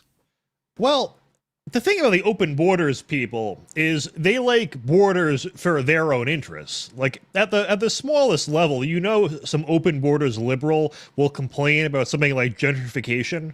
And it's like, well, yeah, it's because you don't like it when your immediate surroundings are disrupted. You want to be around people who are like you. Yeah. And the reason they want open borders for everyone else is because they want it to get worse for everyone else.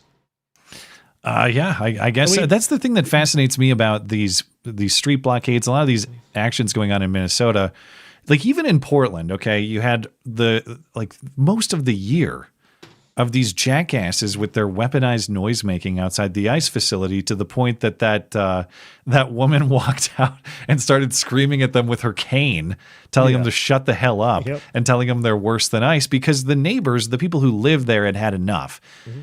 Now, I've just not seen neighbors getting involved in opposition in Minnesota in that way. And I'm not saying they're not. I'm just saying I haven't seen the video of it. Yeah. But I can't imagine what it's like to live in one of these neighborhoods where these jackasses are setting up blockades in the street, and your wife is trying to take your kids to school or something, and they're checking her ID.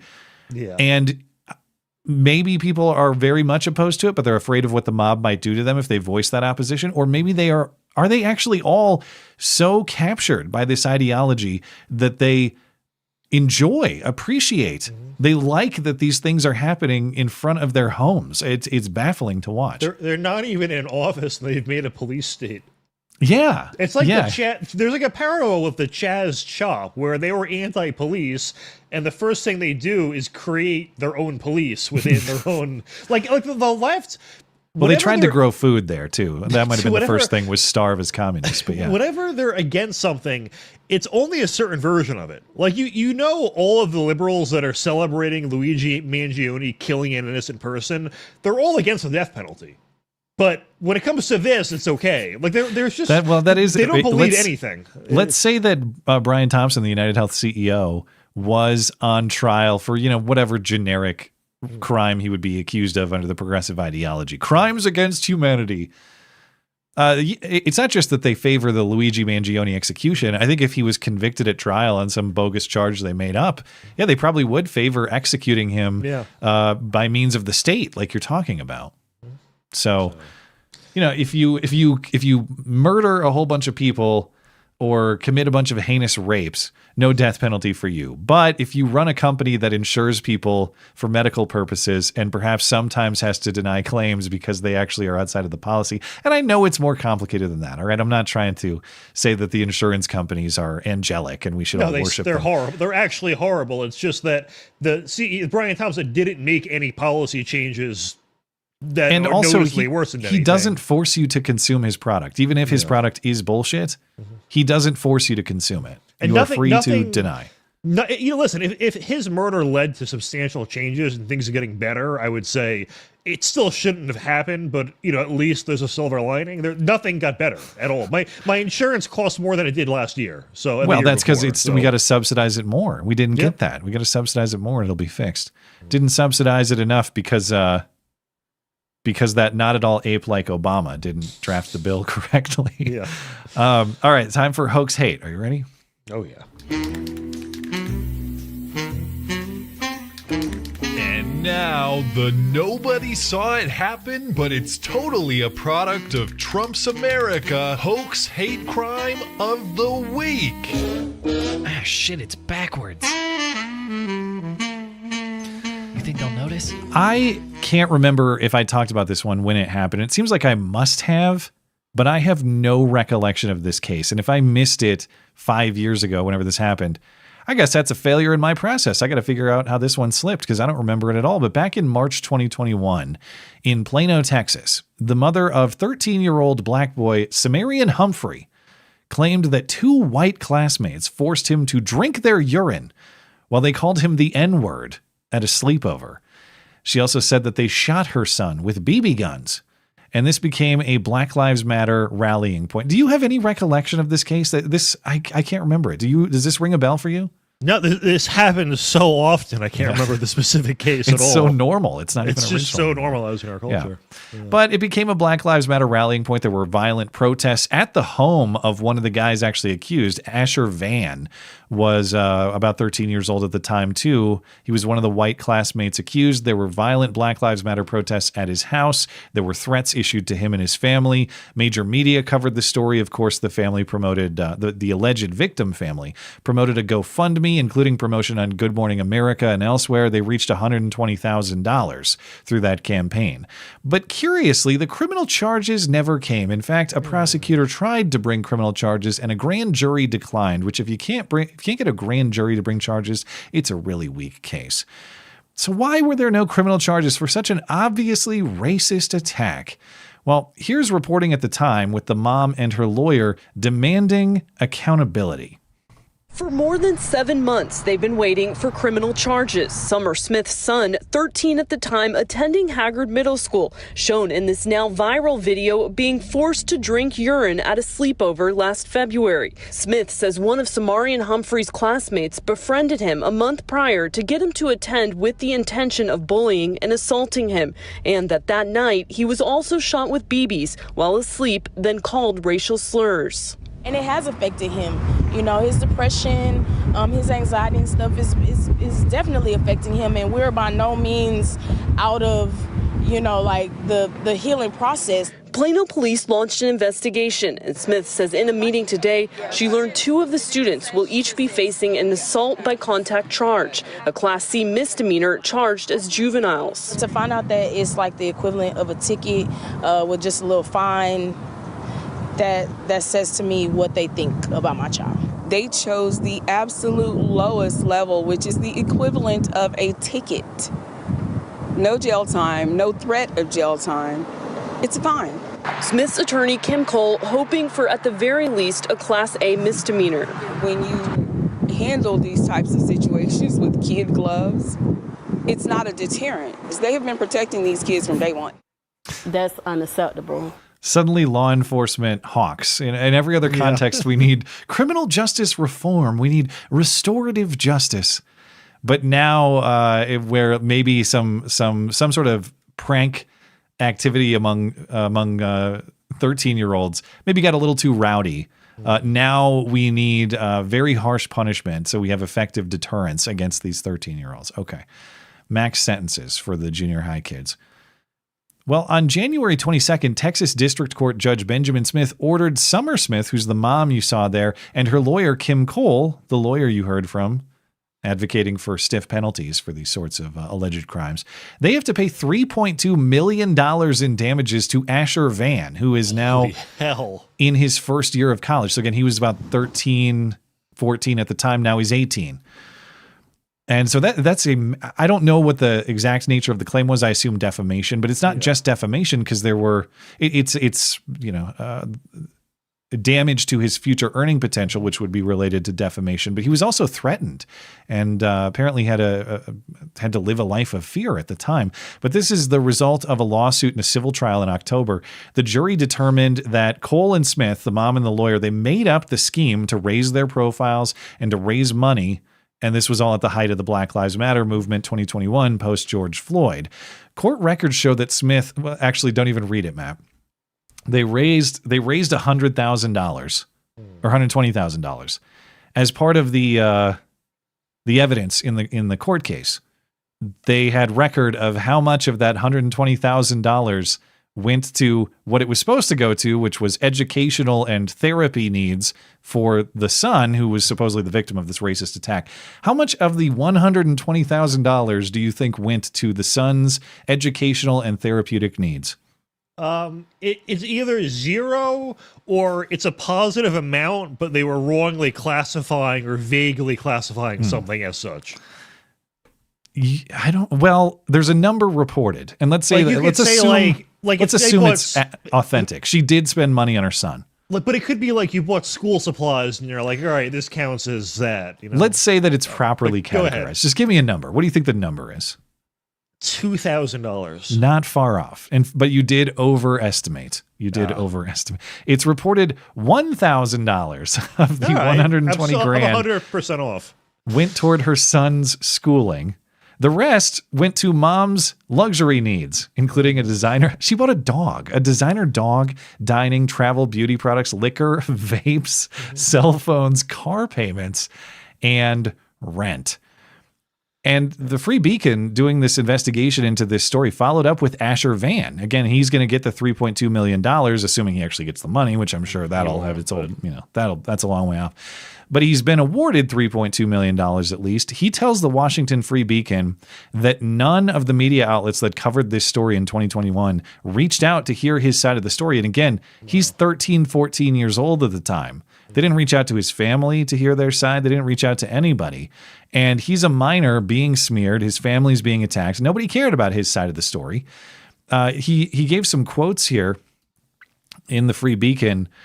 He says in part, I was getting death threats from thousands of people on social media. People leaked my address and my name. During one of the protests, they walked all the way to my house and threw bricks through my house, I assume through a window. It was so scary, he said. These were adults, and I was in middle school at the time. Full-grown adults were rushing my house and causing harm to it. What if I was home? And they saw me. So maybe he had to live in a different place. I don't know. They could have ripped me from my home and beaten me. It was very scary. So the question remains, what really happened here? Like, was this total fabrication, or was there an event that was exaggerated or taken out of context or improperly described? Well, apparently the sleepover was real. In fact, this kid, Asher Van, was good friends with this black kid, Sumerian Humphrey. He's not a racist. He had a black friend. Okay. He and his black friend had a sleepover. They were friends. And there were other kids there. And during the sleepover, again, this is February 2021, a winter storm hit. And the kids were left unsupervised. They decided they were going to hunt frogs with BB guns and airsoft guns.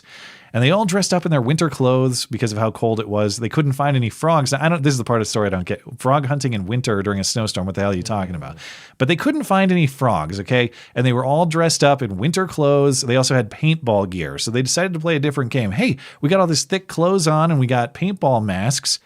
And so according to Van, Sumerian, his friend, he also pulled the Rosenbaum. He said, "Shoot me, nigga! Shoot me, nigga!" And so they all played a game where they shot each other with BB guns and airsoft rifles. Everyone shot everyone. They all took turns shooting and getting shot. Okay, what about the urine drinking? Well, it sounds like there's some authenticity to that. After the God. shooting game, they all agreed that they're going to have their sleepover, and the first person who falls asleep is going to get pranked. And Sumerian fell asleep first. So they did bring him pee in a cup and hand it to him, but they say they didn't force him to drink it, and he didn't drink any of it. He kind of sniffed it and realized it wasn't water and didn't drink any of it. And that may be unwise. Like, that may be a point for parental intervention, obviously. But the point is, the design of the game was not racial in intent. It was not, hey, let's pee in a cup and give it to the black kid. They're all friends with the black kid. The black kid agreed with the premise that whoever falls asleep first is going to get pranked. It happened to be that he fell asleep first, and so he was the victim of the prank. But Van says that he and Humphrey were actually still friends after the incident. It was a couple weeks. They hung out all the time. They were friends for 2 weeks still after the incident. Then his mom made up this whole story, converted it to a Black Lives Matter cause, cashed in. It became a racial attack, which, even if you have questions about the parental supervision here and some of the behavior, which I think any honest parent would, it clearly was not racial attack in design. It was boys being boys, and maybe they went a little too far with some things. But you know what another interesting part of this story is, Matt? Do you remember Carmelo Anthony? You know that name?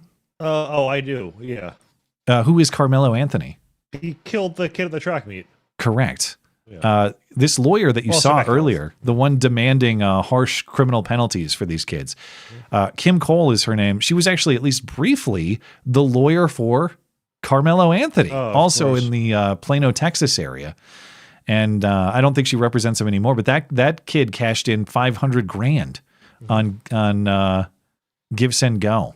Yeah. So she has a great record with earning massive GoFundMe or Give, Send, Go money for her clients. But the thing about this too, great that there's this massive award for this kid who was wrongly smeared, his family targeted. That all makes sense. How is this not a criminal matter when she clearly committed fraud against the people who supported this campaign? I mean, even if we were to say, well, her side of the story is correct, she didn't use the money for what she said she was going to use it for, which is support for her son who was victimized. She spent it on herself on nonsense. How is it not fraud? And the threshold to prove actual malice for defamation in this country is extremely difficult. So there had to have been communications of hers where she was basically admitting to what she was doing. I mean, I guess the GoFundMe kind of gives it away too. But the point being, the evidence was overwhelmingly against her. It is 100%. In this case, he wasn't a public figure, so actual malice wouldn't have been the standard. But I thought it still was, but it was a lower threshold. Yeah, actual malice is for public figures, but right. they're okay, never mind. You would still have to show reckless disregard for the truth. Fact check me. There was evidence for that for sure. Gotcha. All right. But yeah, so point generally stands, but just being accurate with our legal terms, that's all. I don't claim to be a lawyer. Neither do I. I like to pretend to be one sometimes. It is. The thing is, everyone thinks the law is whatever they think is common sense when you talk to people. Well, yeah, pretty much. Which, yeah. We'll get Will Stancil on as our legal correspondent. That would be great. I want to hear the actual malice standard explained in Will Stancil's voice. Can someone AI that for me? All right. Also got one. This is a crazy one out of St. Louis. Okay. A black mom was dining at a sushi restaurant and thought she heard a racial slur, presumably the N-word, in her headphone translation feature. Now, what exactly does that mean? I'll explain in a moment. But there was reportedly a problem with her order at this restaurant. This is a wasabi sushi bar in the St. Louis area. And according to local Fox 2, this woman, Ilea Moorhead, she was out on Wednesday night with her 9-year-old and another adult woman. She became agitated about her order when it was served. Apparently some error, something about it was incorrect. So Wasabi Sushi Bar staff, they offered to fix it. No problem. We'll get that corrected for you, ma'am. But she became enraged and started swearing at the server and was promptly asked to leave. I hate Asians. Moorhead is accused of throwing a bowl of soup at the server, striking him. The server tried to shield himself with a chair, but she grabbed it and threw that too. Against the soup? Or I don't know how exactly the soup and the chair were weaponized. Maybe that was after, but the weapons get much much stronger. According to the reporting in the New York Post here, quote, the unhinged woman then took out a 9mm Glock handgun and said to the employee, "You're going to get it," before firing a single shot in his direction.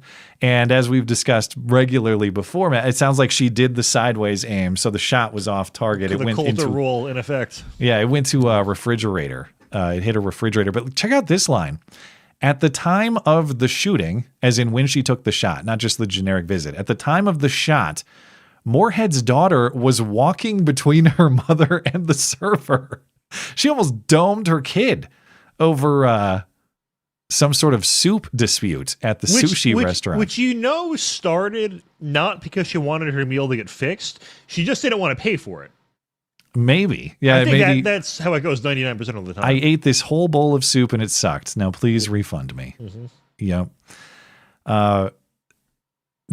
So what does it mean that she thought she heard the N-word on her headphones through a translation feature? Well, when Moorhead was arrested, and she was arrested because police reviewed the surveillance video at the restaurant, she said that the staff were very rude to her. She overheard the chefs making racial remarks about her, and she said that she used her AirPods, her little earbuds, with a translation feature. And I didn't know they had this, I guess, but you can turn on AI stuff now. Yeah. So she said that all the chefs at the Wasabi Sushi Bar were speaking Spanish. It was like listening to the halftime show with Bad Bunny. I need my AirPods to understand what the hell he's saying. She heard them calling her slurs in Spanish with her AirPods, is her claim. And so the Moorhead was charged after police took a look at that video evidence. But I didn't get, it doesn't clarify here in the reporting what the slur was. Now, whenever a black person says they called me a slur, I assume the N-word, but what even is that in Spanish? And you're telling me, I don't think there is one. But you're telling me Negro? that the AirPods, I don't know, that's just black. That's just exactly. That's my point. I don't know what it would be, but I don't know. I feel like if you're firing a gun at someone over something like this, you kind of deserve whatever slur you were called. It sounds like she was being very negro. Yeah, it's behavior might be the explanatory variable here, not the slur. But that's what I understand. Like, what is the slur? And then in real time, the AirPods can did the AirPods say in her ears? Did they? I mean, what did they actually say the word? Well, I don't know how accurate that stuff could possibly be. Like, if you're like, I know that like on Zoom, for instance, they have an AI transcription tool, and I would say it's 80 to 90% accurate. So if you were going to say you had that equivalent to try to live translate someone, it's going to mess stuff up, and I don't know. I wouldn't trust it 100%. I got to hear this. Like, it seems like it'd be so unreliable, or like, how fast does it translate? Is it close to real time? Uh-oh. Well, there goes Matt. Hold on. We'll see if we can get him back. I'm just going to go to break really quick. We'll see if we can figure out what happened technically there. I will be right back.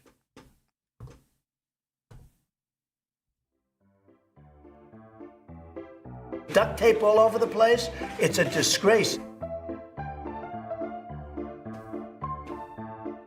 Well, that was quick. I have no idea what just happened. I don't know. It was lagging. I don't know if the viewers are seeing it. You were like lagging to me, and then it just crashed. I don't know. It did it during the Ventura thing too. It looked like your connection was getting a little spotty earlier. All right, but maybe that's me. Yeah, that's our duct tape for the day. Anyway, yeah. You spoke too soon. Knock on wood, but at least the PC didn't crash. No. Okay. Well, anything else to say about the sushi glocking before we move on? Whatever they called her, she clearly deserved it. It sounds like probably. All right. One more here, and like I said, it's no swastika season, all right? It is a brutal winter in the Midwest, and that means it is time for the annual tradition. Get your snow boots and walk a swastika-shaped pattern on your local frozen pond or lake or open field or wherever you can, because people do this each and every year. I always talk about at least one story. We have someone making a snow swastika, and police and local news and local politicians pretending this is they pretend this is a matter for investigation or like some serious matter for law enforcement. So this is in Lebanon. This is northwest of Indianapolis. Mayor Matt Gentry has confirmed that a swastika was drawn in the snow at a city park. The Lebanon Parks Department and Police Department, they're now investigating. Quote, park employees responded quickly to the area and altered the image so it is no longer offensive, according to Mayor Gentry. Or, you could wait like a day because the sun's going to melt it, or additional snow is going to fall, or the wind's going to blow it. The tracks aren't permanent, You can just wait for those to go away. But making matters worse, snow swastikas have appeared not just in Lebanon, but neighboring towns as well at this specific time of year. This week, of course, was Holocaust Remembrance Day. So isn't it very convenient that harmless... You will remember it then. We're remembering it right now. Exactly. How convenient that harmless snow depictions like this one just emerge annually on a day in which we're supposed to pay attention to Holocaust remembrance, and also cut checks to the Jewish Community Relations Council, who says that these incidents are occurring during the same week as International Holocaust Remembrance Day. That's particularly disturbing, so please remember to remember on Remembrance Day. But as one observer in another town, there's an image in this story. This is, a local, whatever. I don't know what Ashley's role in Carmel, Indiana is, but she's commenting on this. And she says, as part of her commentary for how horrible the snow swastika is, I know it may have been put there by some silly teenagers, but... No, but. That is the correct diagnosis. And they do it because they love to laugh at your reaction. Either this is someone at the local Jewish community organization that's raising money on Holocaust Remembrance Day, or it's by teenagers who know they can get a reaction out of you. And the reason they do it each and every year is because they love to laugh at your stupid post about how this is so supposedly dangerous and what's become of your town and all this. Just stop reacting and they will stop doing it, and it's going to go away in a matter of a few days, even if they do boot a drawing into the snow. So we're talking about walking across the landscape is now a form of hateful vandalism.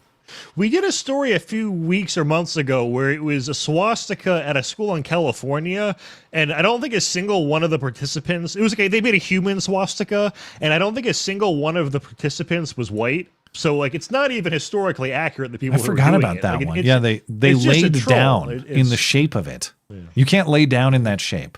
You can't walk in that shape. Never. Now, if you lay down, what if a bunch of kids laid down in a human swastika and used AI on their phones to generate Obama monkey images? How many layers can we add to the things you can't do because it's supposedly insensitive? I don't know. People need to there needs to be a new category with Guinness Book of World Records about most hateful passive activity ever achieved. It's something like that. See if we can get these kids on it. All right. Anything else to say about snow swastikas before we catch up with Super Chat? Is he gone again? I thought he was really enjoying my commentary. No, I thought it was just like a permanent grin on Matt's face there, but I guess he's out of here. We'll see if we can get him back, but I can read Super Chats. In the meantime, and I'll just wait till I hear his voice. Actually, let me pull it up here. We'll see when he comes back. But in the meantime, got a couple chats here to get through. Got to give a refresh over on YouTube and Tippy. Okay, there we go. Let's see. Esoterica Unbound. I don't know why Fed law enforcement in Snowgadishu is the term, right? I think. Snowgadishu. I'll take Minadishu, too, for Minnesota. I got to keep my phone in front of me in case he texts me. Maybe the internet finally died. I don't know. But the law enforcement, the feds in Minadishu aren't making use of super soakers as crowd dispersal weapons. It seems seasonally appropriate. That would be hilarious if you deploy the fire hoses and see how that goes. Injured Guardian. Oh, wait, he's back.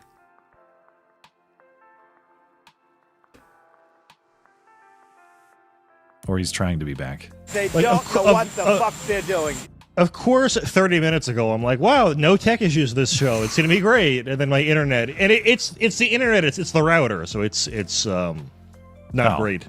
If I go out again, if I call on my phone at 3G, would that be... Or is that not even worth bothering? No. I mean, like, listen, I know it's shit. It's just better than me not being here at all. If I call on my phone on 3G. Yeah, okay, listen, I know the quality is from here to here. What do you have, the first iPhone from 2007? What are you talking about?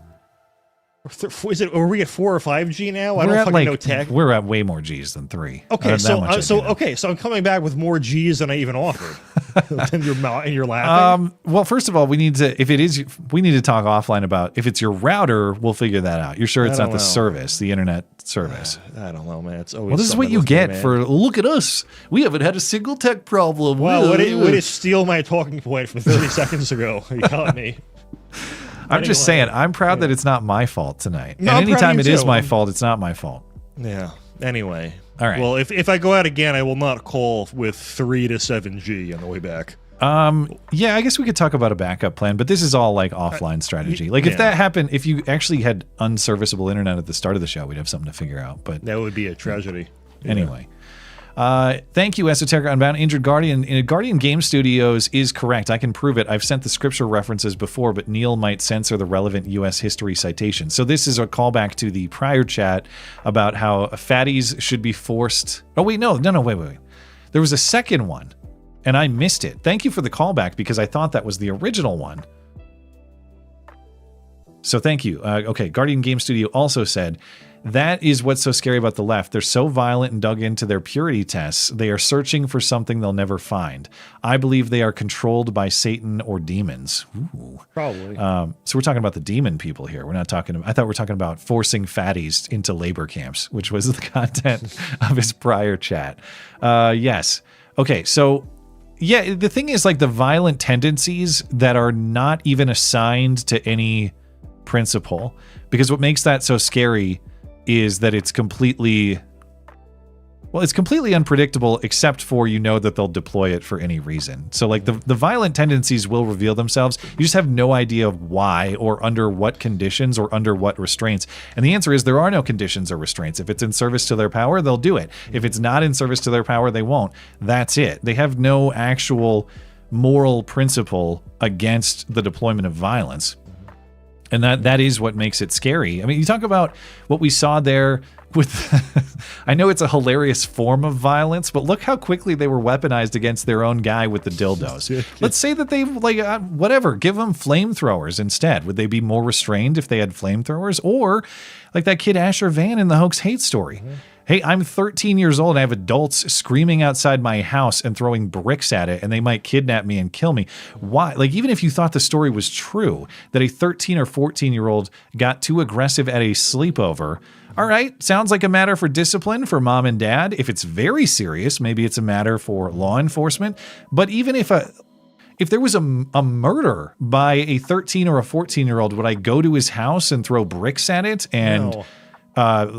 Treat a minor this way? Of course not. So like the way that adults are deployed like robots and deployed for violent purposes with seemingly no critical thought to evaluate whether there's any moral principle implicated here. I'm just glad I don't live in a place like that. It is absolutely scary. They're not doing this to Carmelo Anthony, who arguably actually deserves it. And no, I mean, this happened. I assume, was this 2020 during the height of the George Floyd? It was It was early 2021. That Hoax Hate case. Yeah, it was an insane time to be alive, where any perceived racial misdeed had to be amplified. Like Sauron's eye was on that, and I remember too. There was.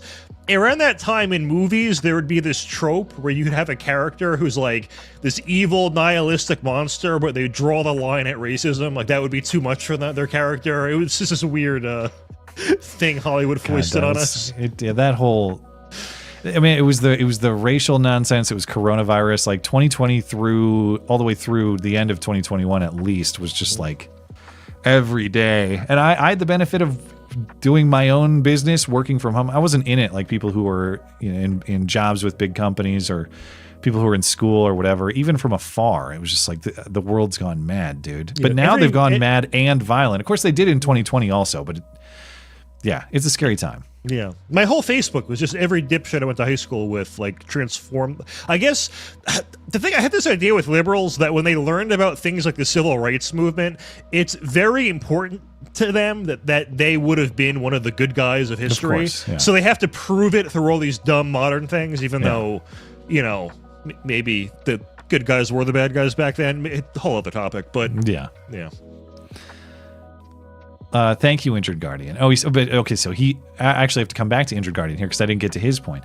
Guardian Game Studios is correct about the people captured by Satan or demons. I can prove it. I've sent the scripture references before, but Neil might censor the relevant U.S. history citations. Are you saying, okay, so you're saying that Raja Mohan over at YouTube censors historical citations, but not scripture? Probably. I know there's scripture references in the super chat from time to time. But as far as the historical references, you'd have to enlighten me a little bit more. I don't know what he's censoring or what he's not. Thank you, Injured Guardian. VV, how was Bad Bunny Wabbit? I didn't bother watching the Super Bowl. Am I the only one who's losing motivation to participate in these cultural events?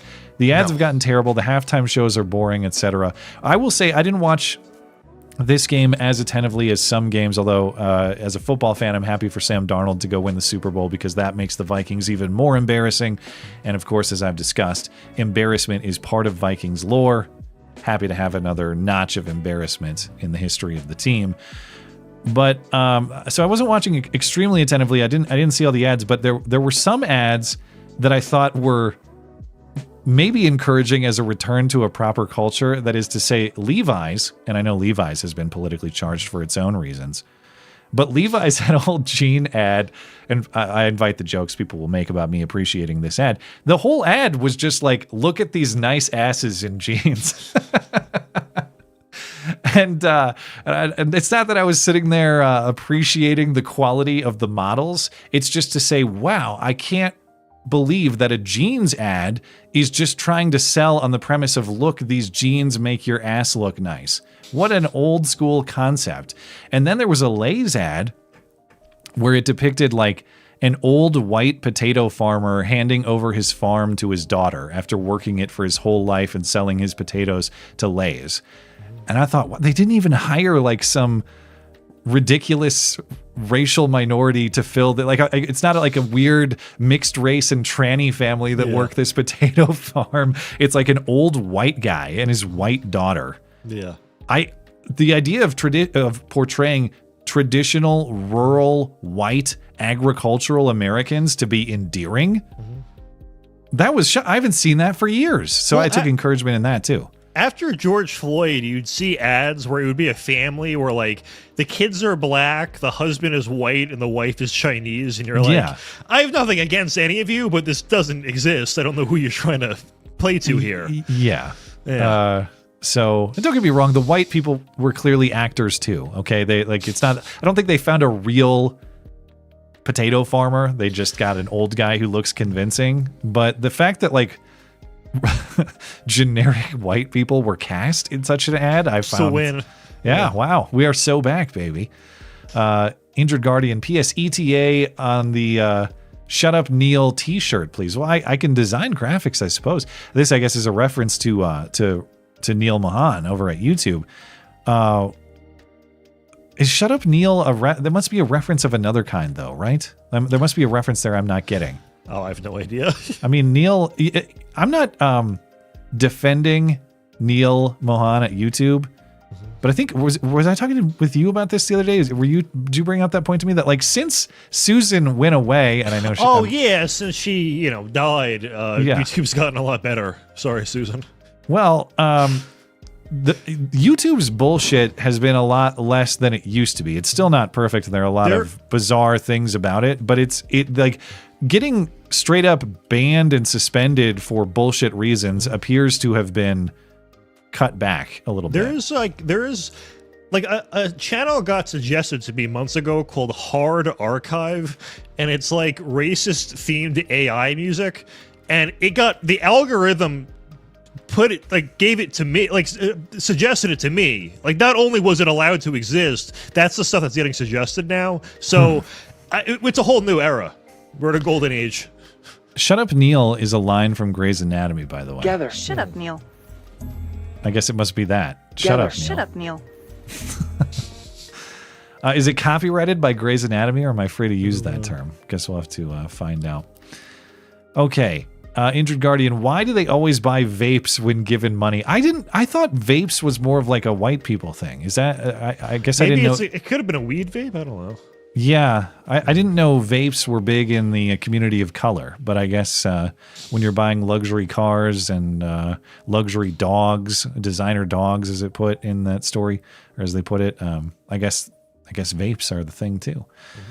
Tim says we should know that, or we should have known that first quote unquote hate crime was a hoax because even Ben Crump couldn't be bothered to stick his nose into the case. That's true. I didn't see him involved. Also, even if the press reached out to Van, it would be to ask questions, or would it be to ask questions like, why are you such a racist?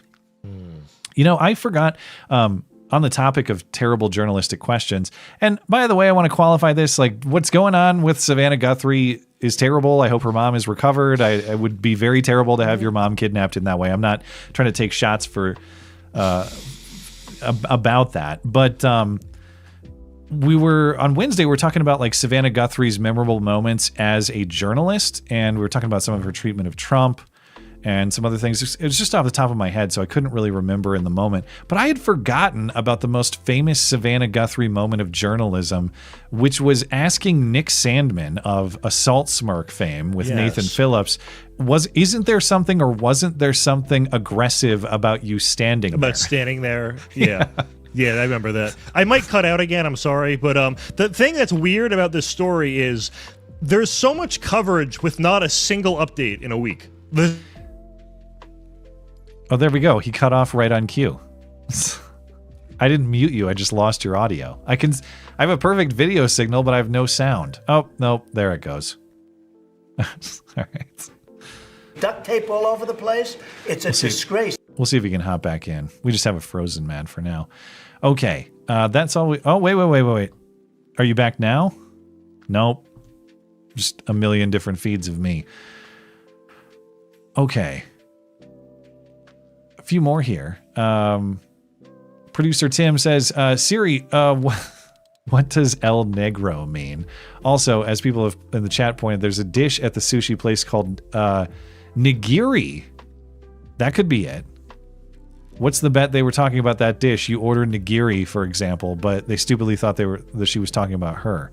Maybe. I'm not a great sushi mind, so I've never heard of nigiri, but it certainly is. It could be a thing, and that would be a plausible theory of the case. Foo Cough contribution for the Tech Problems Duct Tape Fund. Speaking of, right on cue. Oh, come on. I don't need an infinite feed of me. Let's get him back here. All right. It didn't even crash that time. I could see you reacting and saying you couldn't see me or hear me. Yeah, well, you were still, like, your video was still playing, but then your voice was gone, and then then just dipped out. Yeah, we got to get Matt P a new router, I guess. Thank you for contributing to that. That's next on the list. Yes, Yeah. You get a super chat. Tim says, what WTF did Matt P just say? Did he seriously just say that he's still running on 3G? Hell, 4G is pretty outdated here in Australia. I'm not messing with you guys. I thought we were still on 3G until about 10 minutes ago. Okay. I just never got updated. I didn't get the memo, all right? How do I know what G I'm on? Well, I know 5G is the current standard, and if you're on data, your phone probably has an indicator in the top right. Are you on an iPhone? It looks like you are. I am. And so if you take your Wi-Fi off and you're on cell data, 5G, holy hell. Holy I've shit. never even seen it. Have you ever looked at your phone before? That's 66% more G's than I thought I had. Wow. Math checks out. Wow. Tim says, hell, 4G is pretty outdated here in Australia. I'm reliably informed that our country may not even exist. Don't dox yourself, but do you live in the sticks? No, he doesn't. He lives in New Jersey, and he has 5G. He just didn't know. Yeah, I had no idea. Yeah. Does 3G even exist anymore? Like, am I that far behind the I know that I until recently had a 4G phone, and up until like July when I got a new phone, that was still working fine. So I don't know. All right. It's just so you know, if you still had a 4G, I wouldn't make fun of you or shame you for having one. But Yeah. Anyway, sorry to interrupt. Go ahead. Injured Guardian says, I mean to yell at Neil Mohan via T-shirt. I see. So that's how you want to communicate with him. He censors and loses my super chats and puts incorrect holds on my credit card far too often. Well, if you have had enough with Mr. Mohan, they'll always have you at Rumble or Tippy Stream as well. But whatever methods you prefer to support the show are most appreciated, Injured Guardian. And hopefully Neil Mohan figures out some of the quirks in the system. I didn't know that the chat censorship was still that big of a deal, but I know you can't say certain things. I know you can't say certain words and things like that, but I thought that they'd maybe clean some of that stuff up. Anyway, okay, over on Rumble, then we'll call it a night. And I think I have one more on YouTube to grab. Ginger Ninja says they pulled a Bear Grylls. That kid couldn't stay awake. He's like the I'm Tired boss in the Green Mile, or he's like I'm Tired boss from the Green Mile. Well, does it count as a Bear Grylls if you're drinking someone else's pee, or is it a Bear Grylls only if you drink your own pee? It's got to be your own pee to be an authentic. Okay. So thing. I don't. If I cut out again, I'm calling back on my phone. By the way, if you cut out again, the show's over. So have a good night. There it goes. How do you? Is this a bit? Like you call it? He references it. He must have some kind of indicator. Like he knows his internet is crapping out. Because it's like he makes reference to it and then he just disappears.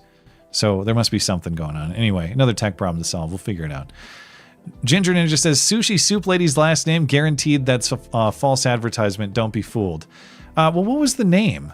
It was... Well, Moorhead's a very normal name.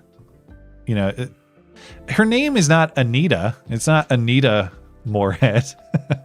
It's Aaliyah. I think the name is authentic, unless there's a joke there I don't necessarily get. Aaliyah N. Moorhead? Maybe there's a joke. I don't know. But I think that's actually her name. I don't know. But you might be onto something, Ginger Ninja. I was just trying to call on my phone. Yeah, you want me to just sign off now? I don't want to distract from the show by like cutting out every 4 or 5 seconds. We just got a couple here. Just stick around. If you actually cut out again. If I cut out again, then buy my book and all that jazz in advance. Hey, Kanigas, says GR. Matt, turn your lag off, buddy. I think he's talking to you, Matt. Yeah, of course he is. Don't worry about Bad Bunny. We Spanish cannot understand the shit he says either. TP USA got 5 million views. That's pretty good if they actually pulled that. It had 5 million live viewers even. So it's going to be that's really good. Yeah, wow. I'm impressed. I didn't see the show, so I don't know how good the show was or not. But to get 5 million people opting out of the Super Bowl and opting into that is no small feat. So that's pretty impressive. Okay, let's see. Just a couple more on YouTube here. Injured Guardian. Oh yeah, we got that one. Thank you. Newbie of Death Review. What's up with the Super Bowl Jew commercials? I did see that one. It was like a commercial about a Jewish kid getting bullied at school, but you're supposed to recognize the blue square and not be hateful. And I thought, wow, Jews are so hated they can afford Super Bowl commercials. I wish I was hated that much. But yeah, I've seen those ads before, like in big events like this. Hey, Jewish people are cool, hashtag Stop Jewish Hate is the campaign. Yeah. I think it's going to happen again. So in advance, thanks guys for watching. I don't want to be a distraction or anything. So you do have an indicator of what's going on. We'll talk about it offline. It says like you're unstable, which means you're about to get, Yeah. The spastic screwed. one, Skag3, whoever he is, I actually don't have that one on the board, I don't think. That one's like, I only have it for mixing into the, oh, you're not frozen, or are you frozen? No, you're not frozen. No, I was being a statue. Yeah, you're just. Yeah, I don't think that I have that one on the board. I don't. That one I only have. I used to mix it into the intros, and then I subbed that out. No, I still have it in the intros. The one I subbed out was, dude, Matt straight up sucks. I subbed that out for duct tape all over the place, but I can bring it back. Thank you, Spastic One. Producer Tim, the worst part about the Savannah Guthrie Nathan Phillips story is she interviewed Nathan the next day, even though it was well known that the story was bullshit. She still was talking to him like he was the victim of some racist kid. Yeah. I remember that now. It was a crazy time. Okay. We made it through, and you're still here. Anything else before we get out of here? I'm sorry I failed everyone the last 30 minutes again. Well, it's because you congratulated the production on not having any problems, and then they became realized. All right, we will call it there. Appreciate everybody tuning in tonight. Thanks to our live chatters and super chatters for making the live show a success. If you're listening on demand later, thank you kindly as well for supporting the show. Thanks to our guest, Jorge Ventura. Find his X and Instagram accounts linked in the description. Thanks to Matt Palumbo for sitting in, at least intermittently. Find his X account and his latest book about Alex Soros linked in the description. Who gives a crap? I don't care. Thanks to producer Tim for his assistance as well. Find everything show-related at mattchristiansenmedia.com or badis.gay if you prefer brevity. And once more, normally I don't like to shill so much, but our friend Tortuga, check out his app, elysium.is. I forgot to link it in the description, but I'll put it on the description once we're done. Elysium.is. Help out our friend Tortuga. Free to use. It's a great app. But I'll be back Wednesday. Of course, I'm live on Wednesday and Sunday nights, too. Have a great night and a great week. I'll have to just circle back with you. That was the wrong button. Let's try this one.